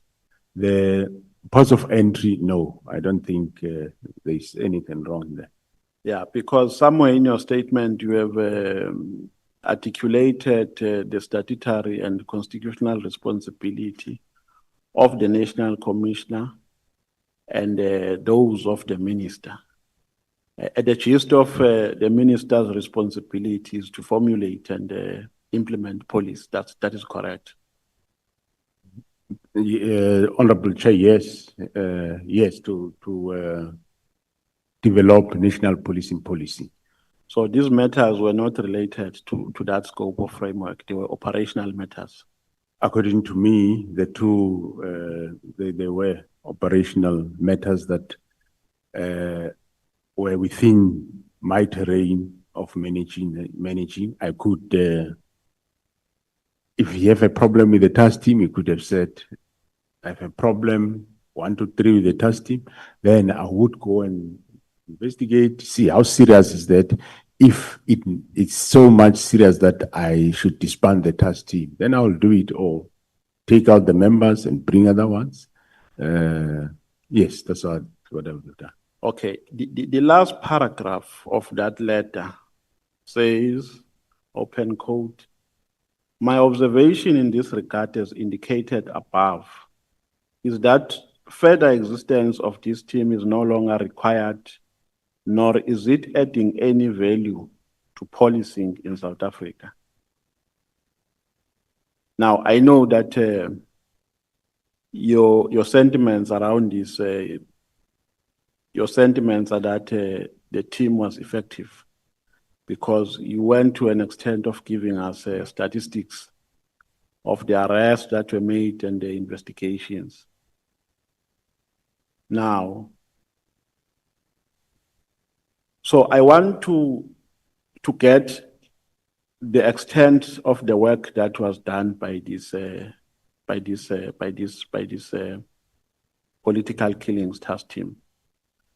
You know, I'm going to put a proposition to you, and I would request your opinion. And the reason why I'm going to put this proposition is because I want to be sure if you arrived at the root cause of political killings in KZN during your investigations. Because there's a perception that at the center of political killings, taxi bosses are involved. Now, my assertion is that, National Commissioner, because of a decline of the profit margin in the taxi industry, the former the former taxi bosses resorted to getting involved into tenders. And their anchors in tenders are politicians. To safeguard their interests, they still use the same modus operandi that they used when they were still taxi bosses, of eliminating people who appear to be problematic to them. When you are doing, because I'm trying to establish the effectiveness of that team, did you go to that extent when you were making your investigations? And do you agree with my assertion? Thanks, Honorable Chair. Yes, to an extent, we have picked up that, taxi environment, they move to the political sphere for tender purposes. And that assertion is true. But also in the province like Western Cape, in terms of the gangs, they're also doing the same. Are you aware of a perception that the police are scared of taxi bosses? Are you aware of that public perception? That the police are scared of dealing with taxi bosses? No, there might be that saying, but I know that they are not. No, Maybe remember, some police, by not all. perception is not a fact, it's just a perception. I'm not saying that by being a perception, then it's true. But are you aware of that perception? No. Police that are afraid of taxi bosses. No. That is why the taxi industry took over during the looting. It's because there was a great loss of confidence in the police. No. In some areas, in some malls, in Mzimkulu, for instance, where I come from, the police gave over and the taxi industry took over, and there was order in town. Okay. Are you aware of that perception? Well, I wouldn't deny it. I wouldn't deny what you are saying, but I will deny that there's a general perception that police are afraid of taxi bosses, whereas we are arresting the taxi bosses. Okay, so was this political killings task team able to arrest some of the taxi bosses who are involved in killing comrades? Offhand, I wouldn't be able to comment on that one. I don't know. I never checked that. I don't know, Honorable Chair. But what I know is we do arrest them. We've just cleaned up Eastern Cape, and now we are coming here. From here, we go Gauteng. So we're not afraid of them. No. Okay, let's go to General Nhlanhla Mkhwanazi, the Provincial Commissioner of KZN. Went to the media on the 6th of July. One would say he just became helpless in the situation because at some point he attempted to appear before the Zondo Commission. They never allowed him to appear. He tried to address his concerns within SAPS. He was never given audience. So his conduct on the 6th of December was as a consequence of desperation and was as a consequence of the fact that he lost confidence in the system. Is that correct? No, I wouldn't say so. I agree that yes, he did report to those various authorities that you said. And, well, on the 6th, he ended up going, making a press conference. Honorable Chair, you should be aware that, remember, when he went on the conference of the 6th, it's after that we know now what is happening. Before that, we didn't know, and he didn't go to a press briefing. Okay, if the minister comes here and say, General Nhlanhla Mkhwanazi is doing all of this because he is part of a certain cabal in the SAPS, which involves General Nhlanhla Mkhwanazi, the National Commissioner, and General Khumalo, how will you react to that? Well, the fact of the matter is, it's not a cabal. We are not a cabal. We are just doing our work. Whoever will call us a cabal, I will be suspicious if maybe is that person not in some way in charge of a cabal. We are not a cabal. We are just doing our work. And it's been a long time that we have been doing this work. Can go back to 2011 when we were there. We did the work. And even now, all what we want to do is to do the work.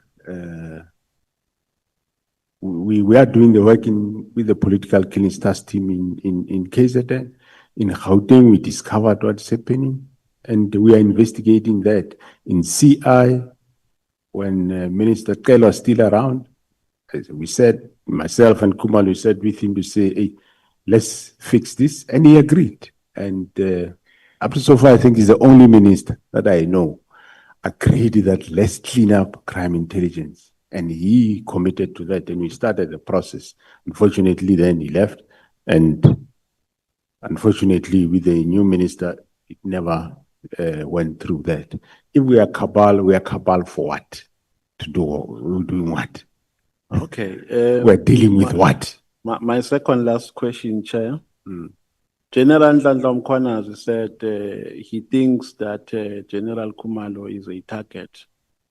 Do you also hold the same view? Because he even said that at some point there was an attempt to kill him at the airport, and they had to beef up his security. And there was also an attempt to link him with the murder of Cindy Somakaka, which was frivolous. Do you agree with that? I totally agree with that. Who is targeting Mr. Khumalo? And why is he a target? I wouldn't know why they target him, but one thing I know is that General Khumalo is a good investigator, and he does his investigation proper. Yes, I would agree that he's been targeted, and I do agree that there were those incidents, and we beefed up security. And I think, yeah, some of the matters might require certain in camera to delve much on them, which might affect investigations. So I think maybe one would, it might not be a good platform to get into some of those details. Is it true that the DG in the presidency is protected by members of the task force? Are you aware of that? No, it's not true. It's not true. Correct.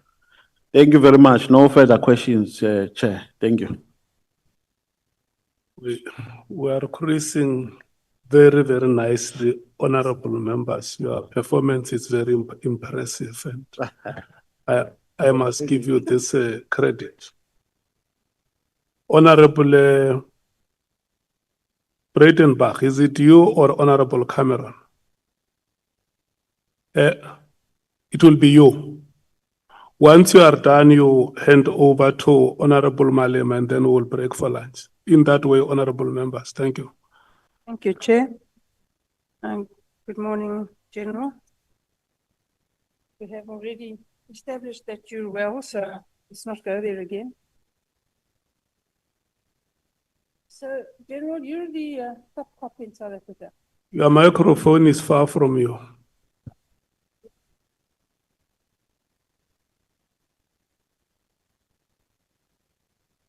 You're the top cop in South Africa. You're the only real general in the South African Police Service.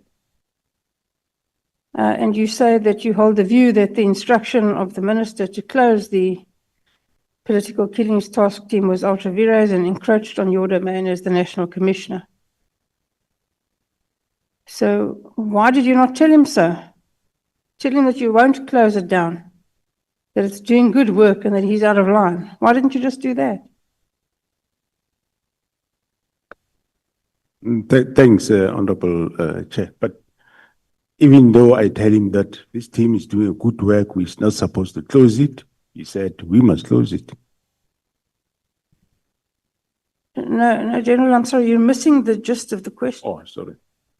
The question is, not that you didn't discuss it with him, I'm sure you did.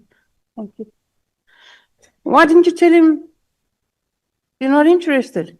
He's encroaching on your terrain, he's out of line, he can't do what he's doing, and he must concern himself with his own business and you concern yourself with yours. Well, thanks, Honorable Chair. Like I said, I did my best to tell him, let's not close, and he insisted. General, my difficulty is that he can't insist. So, I mean, let's just cut to the chase. He can't insist, he can't tell you what to do. You're the National Commissioner of the South African Police Service. There's no one above you and he's not above you. He's a Minister of Police, he's above me. Not in the hierarchy of the South African Police Service, General, and you and I both know that. You call the shots in the South African Police Service, not the minister. And if he tries, you should tell him to go to hell. Why didn't you? Yeah, well, I didn't tell them that. And I take him as Minister of Police. And I told him in a nice way that let's not do this thing. And he kept insisting, no, we do it. So when you told him in a nice way and he didn't go away, why didn't you tell him in a less nice way?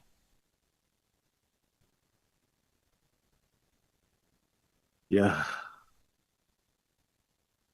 That's not an answer. General, you're the National Commissioner. You're the head honcho. You're the boss, not him. Why didn't you tell him that? Tell him to mind your own business and go do your own job. Yes, I'm the National Commissioner, but I'm subject to his direction. You consider him to be your boss? Yes, I consider him, yes, to be your boss. Supervised, yes. The National Commissioner of the South African Police Service thinks the minister is his boss. Wow.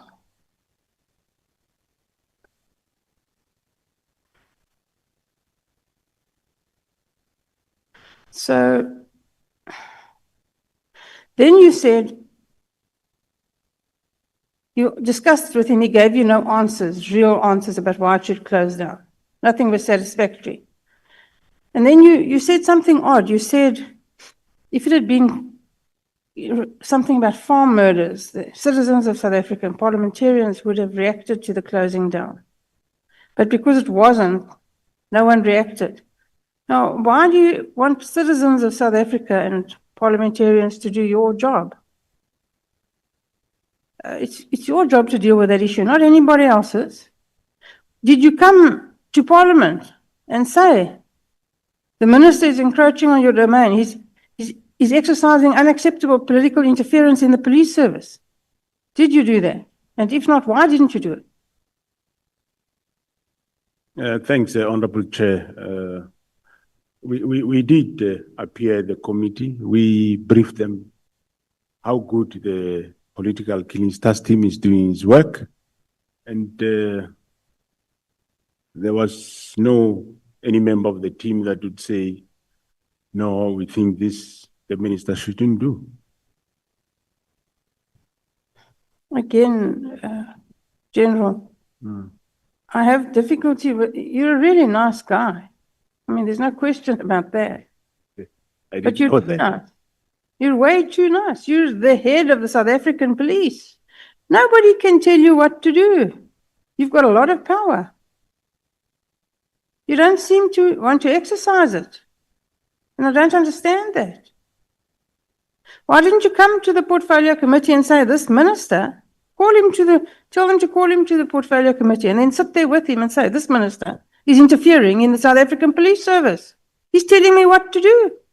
Why didn't you do that? How else would they have known?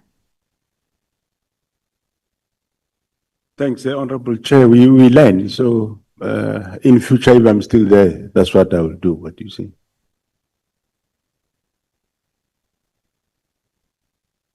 You say that no IMC has been created in the 7th administration. Why not? Well, that we didn't know. Normally, IMCs get established when there is a specific problem.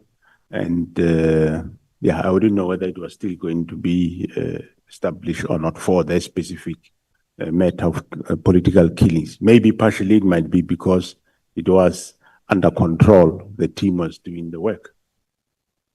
Let's have a look at that. So it was under control and they were doing good work. On page 15 of your affidavit, you say that 612 dockets have been allocated to the task team since June 2018 to date. So it's around about 7 years, is that correct?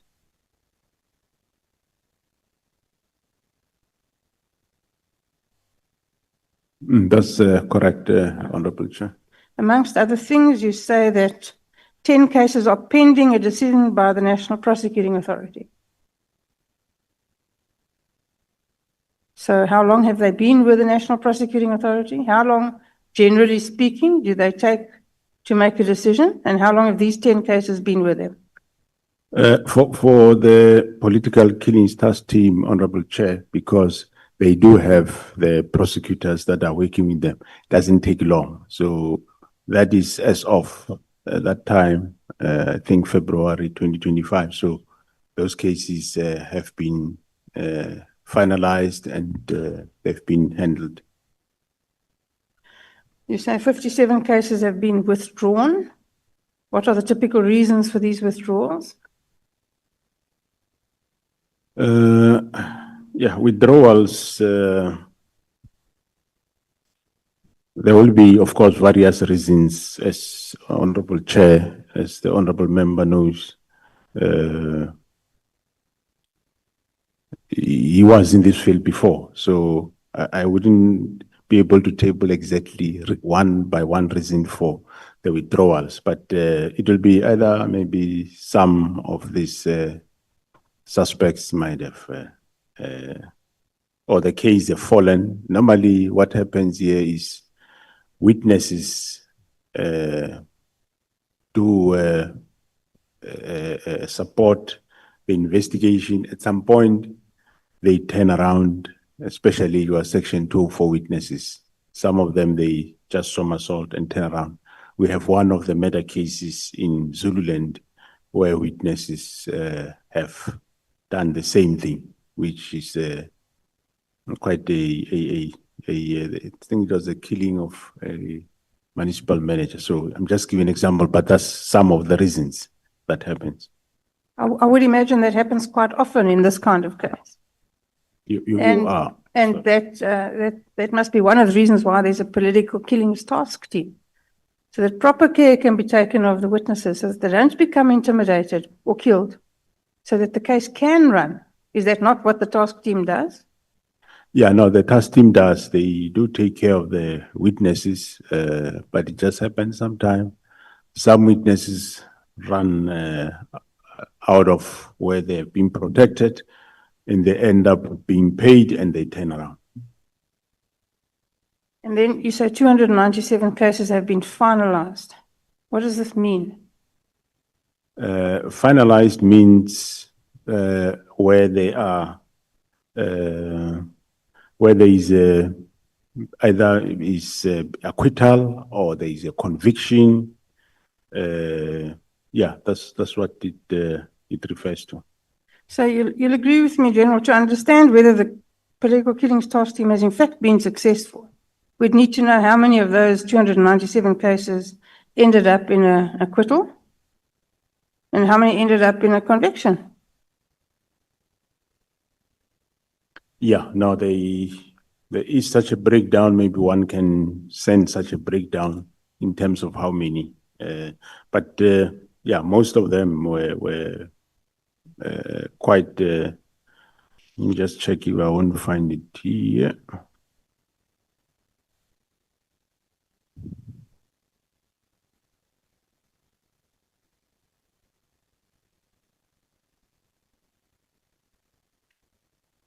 Yeah, I think I'll look for it, Honorable Chair, and I will be able to give the Honorable Member. Thanks.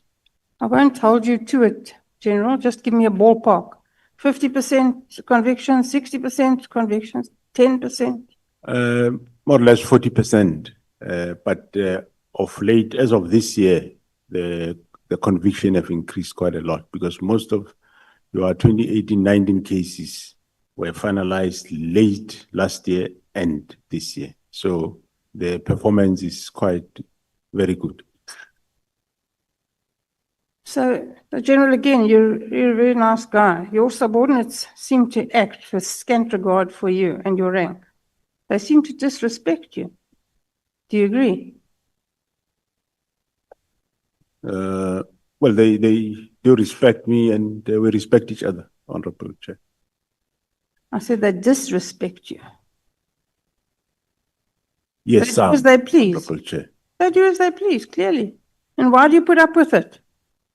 If you didn't want to close the political killings task team, why didn't you reprimand Sabia and tell him to concern himself with his own business and not act counter to your orders? How do you exercise authority over the people that report to you? Thanks, Honorable Chair. Yes, I was exercising authority, but as I said, there was also this lake that the Minister and General Sabia were also pushing. Who's the head of the South African Police Service? Myself, Honorable Chair. And so Sabia doesn't listen to you. And your reaction is to say, just leave it, I'll do it myself. That's not exercising authority. Why don't you tell him to do the job you told him to do? He answers to you. Well, that time, Honorable Chair, remember, I didn't know what was the objective of all this. I thought he can't really do what I expect him to do. Hence, I said, leave it. I'll do it myself and get other people to do it. General Sabia is a lieutenant general. It's not an insignificant rank in the South African police. Surely he's capable of doing any job you tell him to do. Correct, Honorable Chair, but he couldn't. So it was my understanding at that time. It was that maybe he doesn't know how to do it. I didn't have a benefit of what we all know now. So General, you can't cut out of it like that. I'm very sorry. You can't just say you didn't think that he couldn't, or you thought he couldn't do the job. How long have you known Sabia? He occupies the second highest rank in the South African police force. And when he doesn't do what you tell him to do, you assume it's because he can't? It looks to me like he wouldn't. Well, that time I thought you can't, Honorable Chair. And you say, we sit here today knowing what we know. And only after the 13th of May did we know that the plans to start the disbandment of the political killings task force started after the raid on Nhlanhla and Molefe. And before that, you didn't know it. That's correct, Honorable Chair. But how could you not have known? What is the crime intelligence doing? Are you not briefed daily on intelligence issues? And if not, why not? Yeah, you do get briefed, but this one we did not know, Honorable Chair. You know, the rest of South Africa knew and has known for some time. Yeah, you're probably the only person who didn't know. How's that possible? Well, Honorable Chair, indeed, I didn't know, I must say, and we only know that day. Also said that you were not so sure that it was an illegal order from the minister. If you weren't so sure, the South African Police Service has got a huge legal division with lots of well-paid people. Why didn't you ask one of them for an opinion? Well, we did ask, and they were also, some said yes, some said no. That's not how legal opinion works, General, and you and I both know it. A legal opinion works like this. You give somebody a brief. You ask them for them, not their opinion, not what they think, what the law says. That's a legal opinion. And they would have prepared one for you and told you what the law says. Not something this, something that. That's not a legal opinion. And you and I both know that. So please, will you answer the question? Yeah, Honorable Chair, thanks. As I said, I did ask, and that's what I got. Some And said yes, some said no. yeah, and that time, of course, I said it's a fine line whether it should be. Is it some would say yes, is a policy direction. Some will say no, you have encroached. So I chose my way to say I think he encroached. So I don't know what is the feeling of this Honorable House. Did you get a written legal opinion on whether the instruction from the minister was in fact ultra vires or not? Oh no, Honorable Chair, I didn't get a written legal. Why not? I deemed sufficient what they were advising me verbally. They weren't advising you. Some said yes, some said no. That's not advice.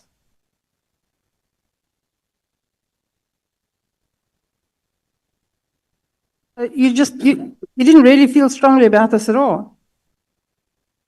You just go with the flow, wherever the wind blows you.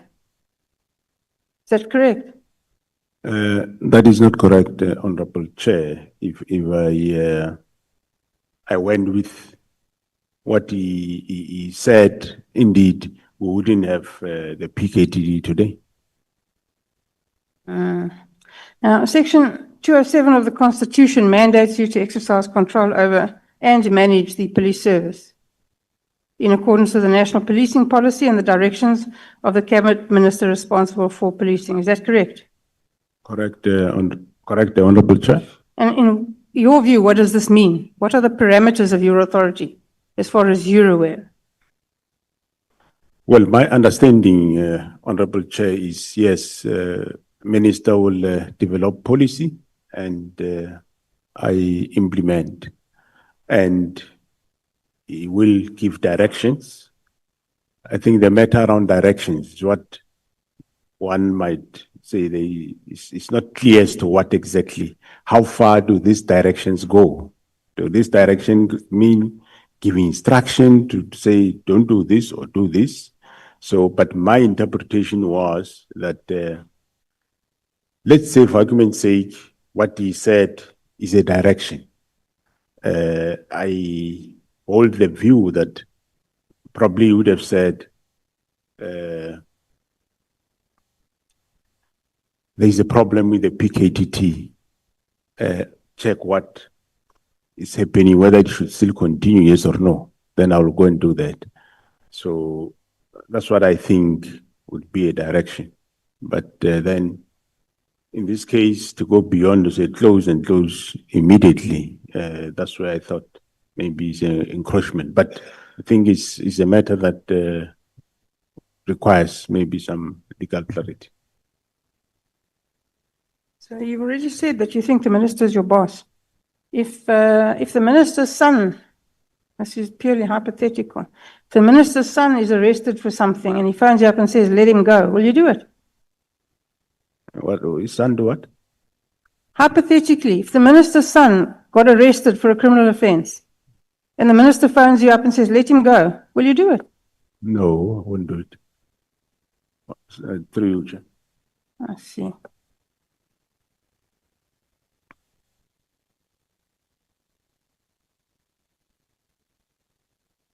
So General, the claims made by General Mkhwanazi, are they true? Which claims? The claims that he made in his press conference, everything he said, is it true? Well, I do take them, yes, that it is true. Well, if they're true, then the South African Police Service is in a huge mess. No? We should all be very worried. That's why we're sitting here today. Do you agree? Honorable Chair, after the discovery of what we discovered on Nhlanhla's phone, yes, I agree, there are problems. Again, General, And that those problems, we are addressing them. if that's the first time that you became aware of problems, and that's when you started to be worried, General, then you've been living under a rock for the last 12 years. Because we all know that's not where the problem started. You know it, I know it, everybody sitting here knows it. And if you don't know it, then there's a big problem.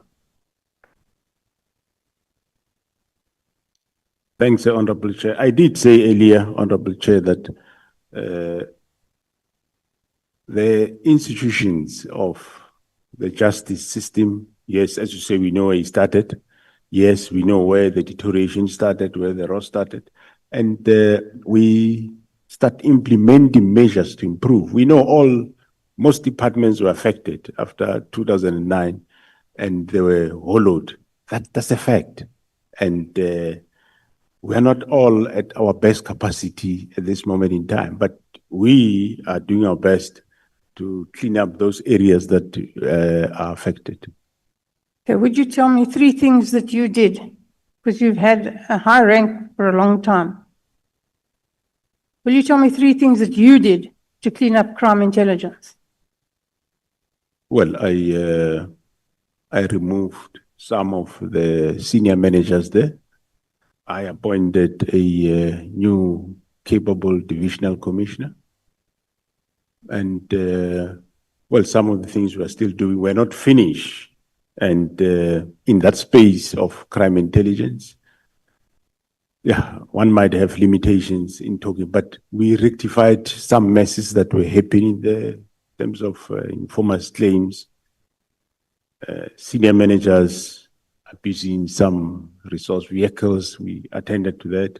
So, yes. Did you fire all of the family members of Richard Mkhwanazi who he appointed? We fired some, not only him, but we have fired some. Did you fire all of them? No, not all of them. Why? Some have been legitimately appointed. So General Kumalo was still busy dealing with those matters. But there are those that we found not legitimately, not only Mkhwanazi, but other families, and we fired them. What kind of a relationship do you have with Becky Cele?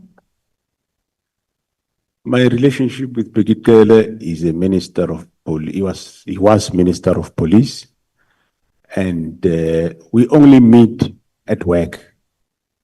We don't, after hours, meet to drink coffee or whatever. He lives his life, I live my life. We only meet when you are at work. We are not friends.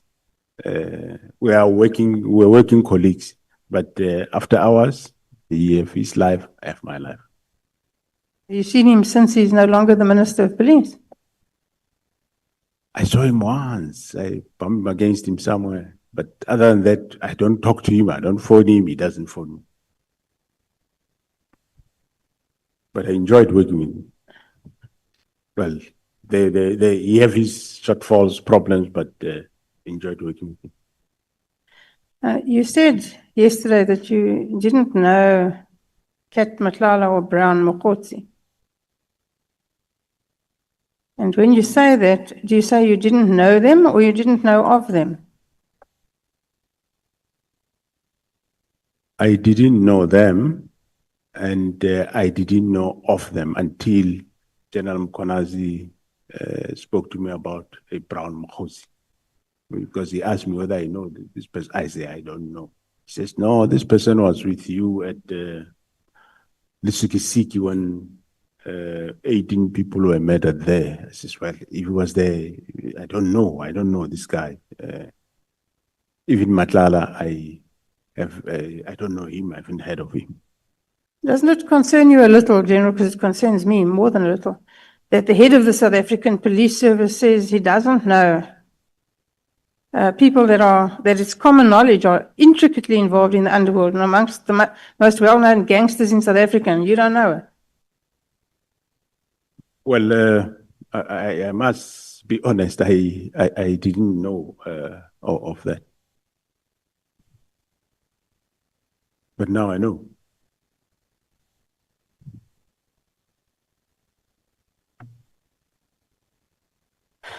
You say that you did not know who Babita Deokaran was, and that now we should all take pride in the fact that the theft and corruption at Tembisa Hospital has been stopped and has implicated Kat Nhlanhla.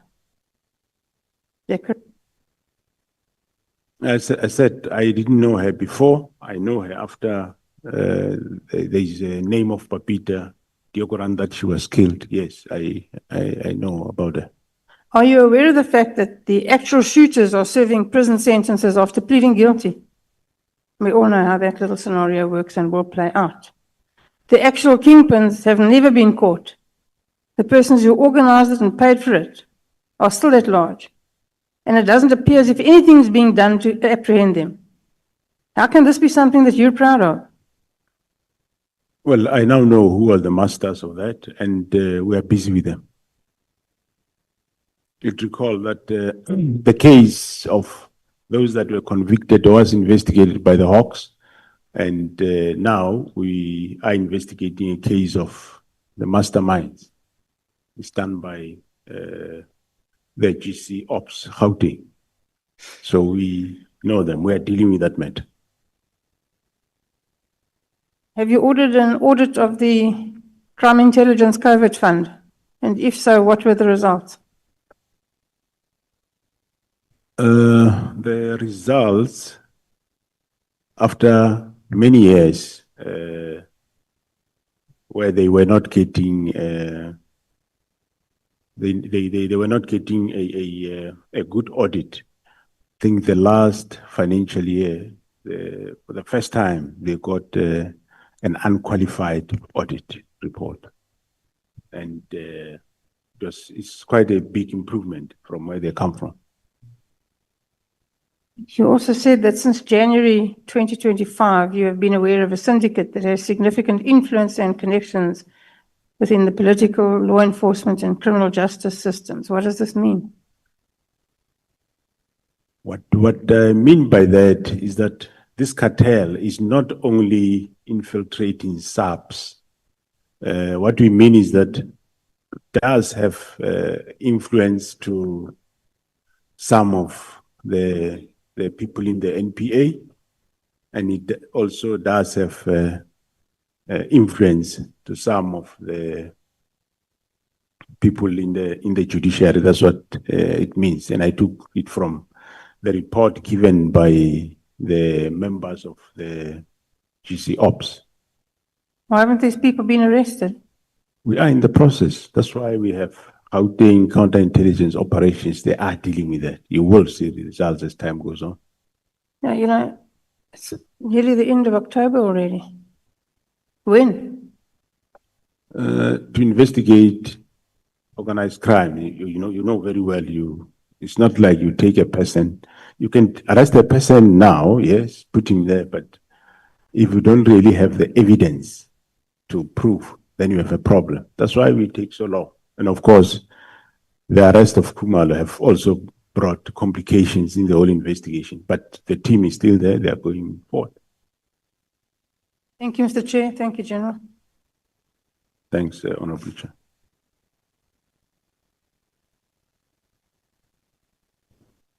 Thank you very much, Chairperson. Good afternoon, General. Good. I want to ask very few questions. I think colleagues have dealt with a lot of issues.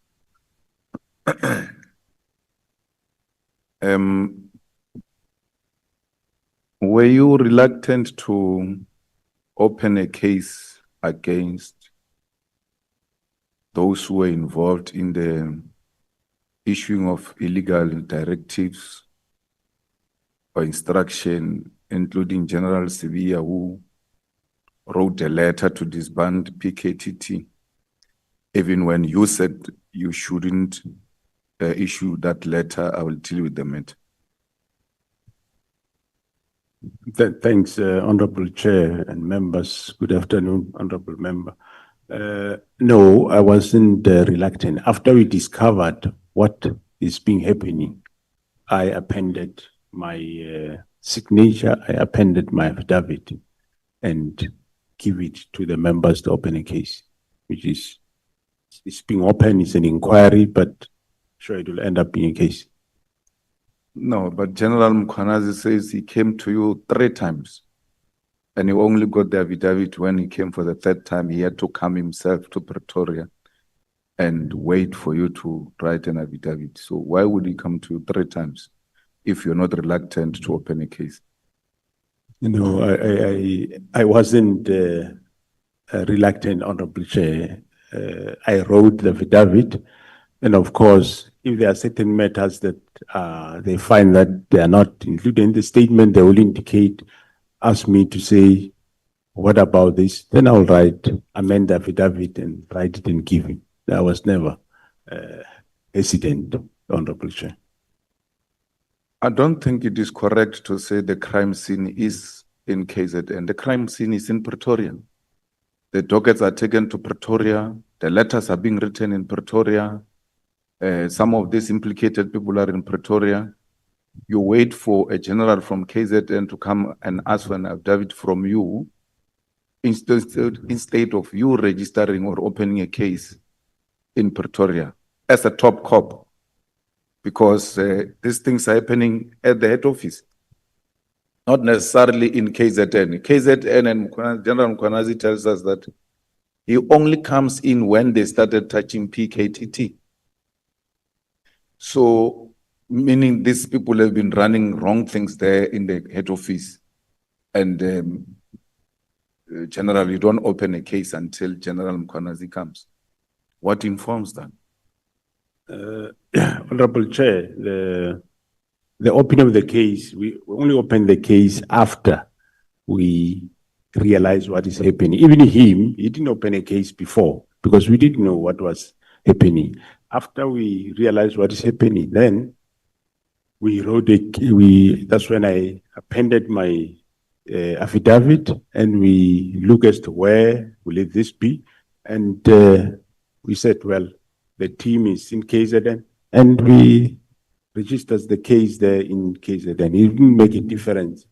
But we said the scene is there where it happened, but yeah, that's how we arrived at it. No, General, all of us agree that everything happened after you discovered there is a rot. There's something going on which is wrong. You should accept that you did not act in a responsible manner as a national commissioner after you discovered that there was something wrong.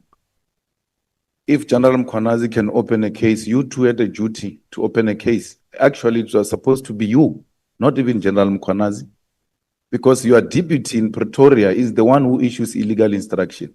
Your minister in Pretoria is the one who issues illegal directives and to deal with the people of KZN. So the crime scene is in Pretoria. That's where it's being operated from. It's not being operated in KZN. It's being operated from the head office. As a national commissioner, you ought to take responsibility that on hindsight, you now realize that you are actually the most responsible person who should have acted on these matters. Thanks, Honorable Chair. I agree, the responsible, but where the case was open, remember the directive was directed to PKTT, and the seat of PKTT is in KwaZulu-Natal. And, well, you can't open a case without affidavit. I'm the first one to pen my affidavit. And this is how we open a case. Because you can't open a case without the affidavit. That affidavit of mine is the one that opened a case. Now, what happens, what are the police protocols when your deputy is told by the most senior, then highest authority, don't do anything, don't write this letter.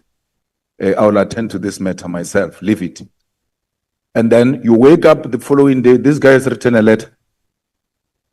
Let's leave the case and all of that. In terms of protocol, what did you do? Because Sibia gets suspended after the press conference of Mkhwanazi and all of that, but you discovered that this person, I told him, just from a labor point of view and hierarchy and protocols, it can't be that you can give your subordinate an instruction and he that is extreme. To write a letter to disband PKTT and you don't take action against him until there is this noise on Sibia. Only then we get to hear about special leave and all of that. But that is where after Sibia defied you and wrote a letter against your wish. Yeah, thanks, Honorable Chair. I did say that I did call him and say, leave the matter right at the beginning. He wrote letters, and later I learned that he's still doing this. Hence, I told him, hey, I called him, don't interfere with this PKTT. Chair, no. I hear you. But what are the protocols? I mean, everywhere else, what are the protocols? If you say to this guy, don't write a letter, especially on such a matter, and he writes a letter, the protocol is not, hey, don't do this. What course of action are you allowed to take, and why didn't you take that action against him?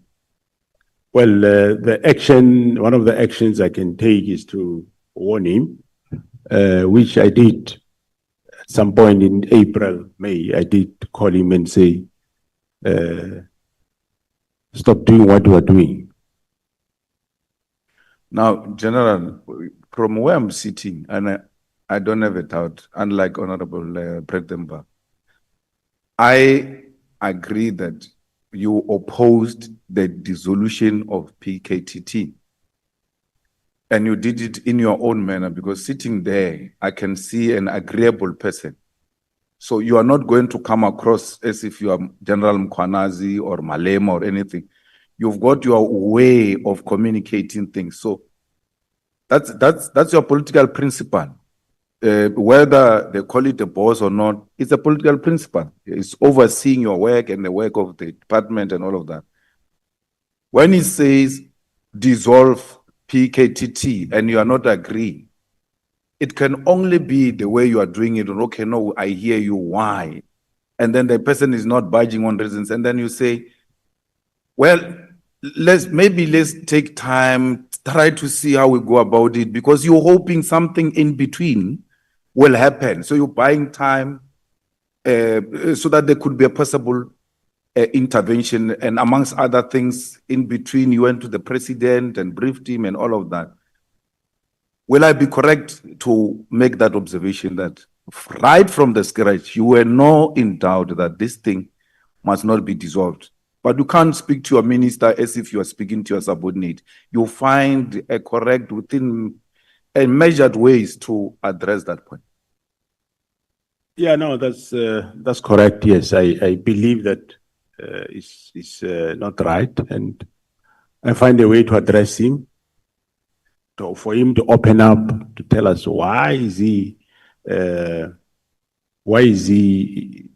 disbanding this team, and that door remained not open. Now, General, who qualifies to, when there is an information that deserves to be classified, who qualifies to classify information? It is the author of the information. So minister can classify IPIT investigation on Palapal. Does he have a power to do that? If IPIT investigate and comes to the conclusions and before they release, they share the information with the minister, a minister says, no, this report is classified. Don't release. Does he have such a power? No, it wouldn't be the minister who classified it. He can say it if he saw that the report is classified, but he doesn't have the power to classify it. The report would have been classified by the author, in this case, which is IPIT. So the IPIT classified Palapala investigation. According to what you are saying, yes, that will be correct, because I don't have it with me and I wouldn't know what level of classification is there. But No, I'm the not author would according have. to me. I'm asking if Palapala was investigated by IPIT and then at the later stage they classified that investigation. Themselves as the authors, through your honorable chair, would have, if the report is classified, it will be them, IPIT, that classified the report. Have you checked up on General Kumalo since he called since he went on sick leave or something like that? I did, honorable chair. And how is he doing? No, he's doing quite well now. So we should expect to have him soon. Yeah, we can expect him soon, yeah. It was quite a tragic thing, but I think maybe a week or so, he will be fine. Now, General, when you say PKTT did a good job and therefore it must not be closed down, are there few examples you can give us of the work done by the PKTT which are tangible and we can be in a position to make a quick reference to and confirm that indeed this team has made serious inroads? Yeah, even though I don't have the details of each case, but there is a number of cases that I can give that they resolved. One of them, as I said, is the case of the DA councillor in Bergville. He was convicted for murder and killing. The case of also, I think it's a DA councillor around Howick. There has been convictions in that regard, and a number of people, including the Nkosi there, has been arrested, and the case is going on. And yeah, the case of Sindiso Makata, it is the PKTT that have unraveled what we now know. And the case is not yet still finalized. There has been conviction of some suspects or accused, but the case is not finalized. So there is still arrests that will unfold once the first phase is finalized. So yeah, some of the cases now and then you see in the media where I think recently they did get a life sentence in the murder at Lady Smith. They got life sentences. A number of cases they had life sentences. And in terms of arrests, we have seen they've recently, of course, brought Mr. Molefe on a number of cases, Ket Matlala on a number of cases. And in KZN, it's quite a number of cases, just that I will need to talk to each case, but those are the success that they have done. And also in terms of police officials that were involved in this type of political killings, or they aided in one or another or defeated the ends of justice, there is 34 police officials that the PKTT arrested, which Some of them have been sentenced, some of them are still going court, and majority have been dismissed. Few are still left in the organization. And there is a number of firearms that they have recovered, over 100 firearms that they recovered, which were linked to these cases, where they also found people guilty of illegal possession of firearms and ammunition. So, yeah. Now, when they went to Molefe's house to arrest him, they found a leader of the PA, Kenny Kunene, with Molefe, and they claimed there were other people, including a journalist. Are you aware of other people who were found in that house, or any journalist who was found in the house of Molefe when he was getting arrested? I'm not, yeah, I'm aware that there was a journalist, but I don't know who. But I know that they did find Mr. Kunene at that house. And a journalist. A journalist. Yeah, the journalist, yes. I don't know who the journalist is, but I know that they did find Mr. Kunene there.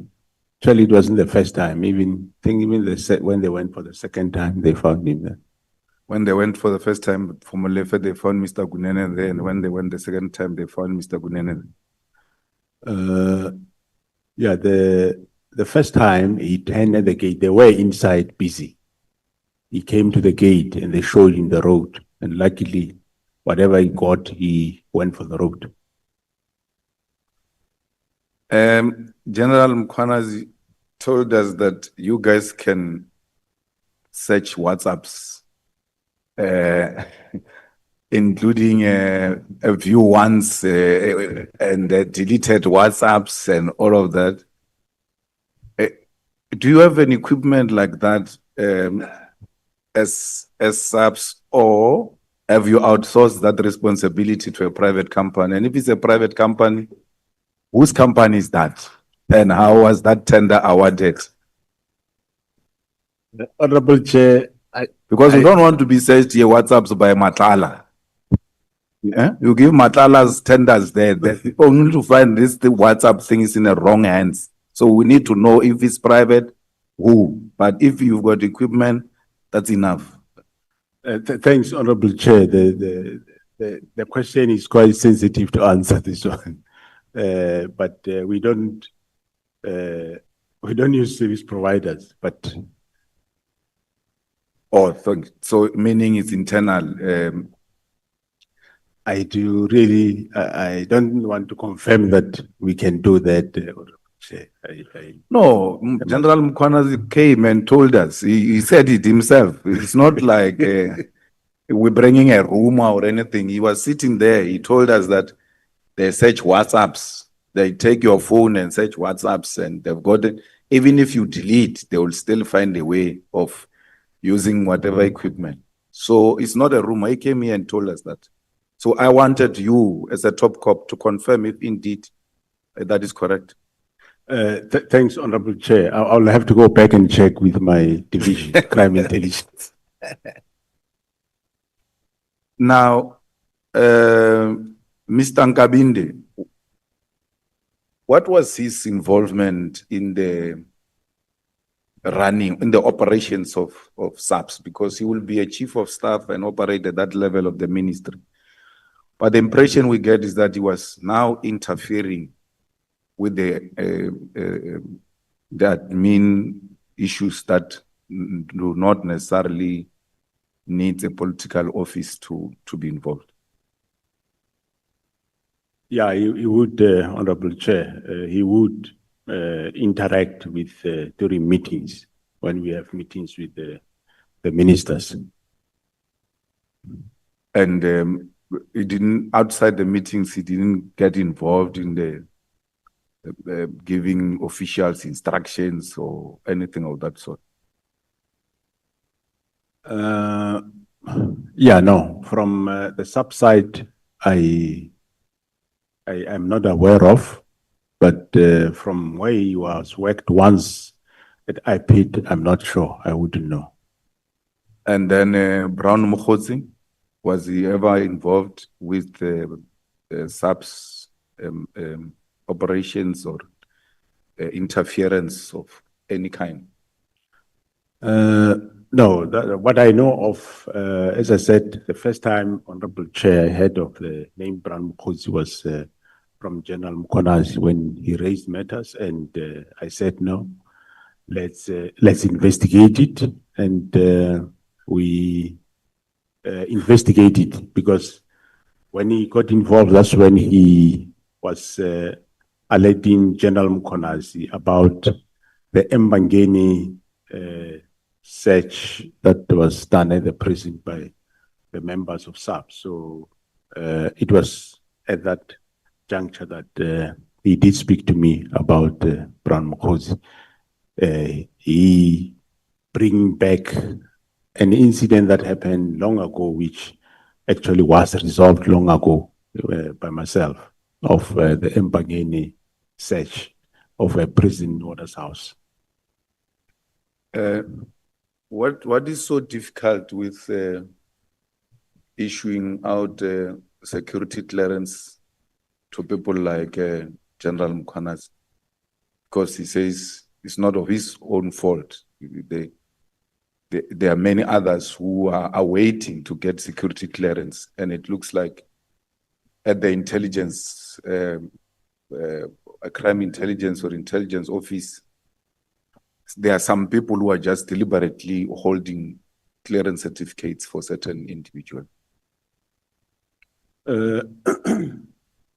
Yeah, Honorable Chair, one of the reforms that we are doing is in that environment to reform. We do not say if somebody is not supposed to get, must get. However, those that qualify to get, they should get. But yes, I picked up that there are problems, and General Khumalo was attending to those problems that were in that environment. So now I will take it further. I'm taking it further with the new DIFCOM, with a view to bring reforms in that environment. And the reforms doesn't mean they must dish out willy-nilly security clearances, but all we are saying is they must do it proper, because somewhere there is, they do things in the wrong way. For example, you would recall that there was an issue about the security clearance of General Khumalo, which was, they said, was issued within a week, which is a lie. General Khumalo started the security clearance in 2018, and it was only finalized that time. And there is nothing wrong if I or any of the commanders saying, how far are you with so and so security clearance? They say, no, in a week we'll finalize it. Okay, no, finalize and let us know. There's nothing wrong with that. But then also there is a Major General Madondo who was there in crime intelligence, which they refused him the security clearance, and which was wrong, because before that, the same directorate did issue him with a security clearance. Because, for example, they say you have a, let's say, a case of assault some years ago when he was still a sergeant or a constable, and that case is expunged, and well, he was found guilty, dealt with it, whatever, he paid fine. And later, when he was a brigadier, they issued issued him with a security clearance. And when it expires, now you can't come and raise the reason that I don't give you now because 30 years or 35 years ago, you had an assault case, whereas you did issue after that. So those were the disparities that we picked up, and hence I think it was himself, General Madondo, and General Khan, security clearance, that we referred to our other sister department to deal with that. So, but we are reforming that section with a view to, well, it's not the only one, but it's a number of areas that we need to reform in that environment. Will you agree with a proposal that the top management of the police must be subjected to lifestyle audit? And that lifestyle audit must be done outside SAPS, perhaps with an institution like SIU. I do agree, Honorable Chair. Hence, I've undertaken that process in April, and we are quite advanced in terms of having those processes to go. I don't see any problem. SIU can do it or anybody else, but for now, SIU agreed to do it, and they are going to do it. They will start with myself and go down. Thank you very much, General. Thank you very much, Chairperson. We can go to lunch now. Thanks. I want to thank you. This is so Christian-like. Honorable members, let me do this. I need to correct myself and apologize very profusely to Honorable Vessels. Because this morning when I opened the meeting, I said that we did not know about his whereabouts. And like the gentleman he is, he politely came to me and said, Chair, I know you are dealing with a lot of stuff. Let me remind you that I came to you yesterday to inform you that I will be starting at a doctor. And indeed, it's true. The honorable member informed me that he will start at a doctor this morning.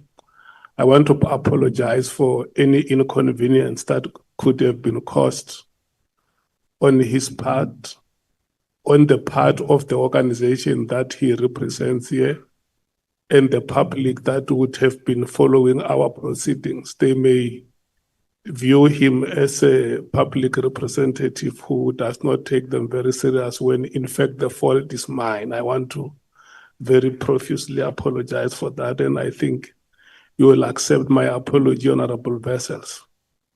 When we come back from lunch, honorable members, the first speaker will be Honorable Ntuli, followed by Honorable Mwango, and then we will take Honorable Sols, Honorable Vessels, and then the chairperson will determine if there is going to be a break or not. And then the next speaker after Honorable Vessels will be Honorable Cameron, followed by Honorable Skosana, and the last is Honorable Sangoen. Thank you so much. No, yeah, the reason why is because the Chief Whip has requested to be released, Honorable Sangoen, and that is why we have to arrange it like that. But you are sitting together, you can understand it better. And then let me say, the honorable members who have requested to be released, once you finish speaking, if you see time is no longer on your side, you are gladly released from the meeting. Thank you so much. And then may we please come back here at 2:30. Thank you so much.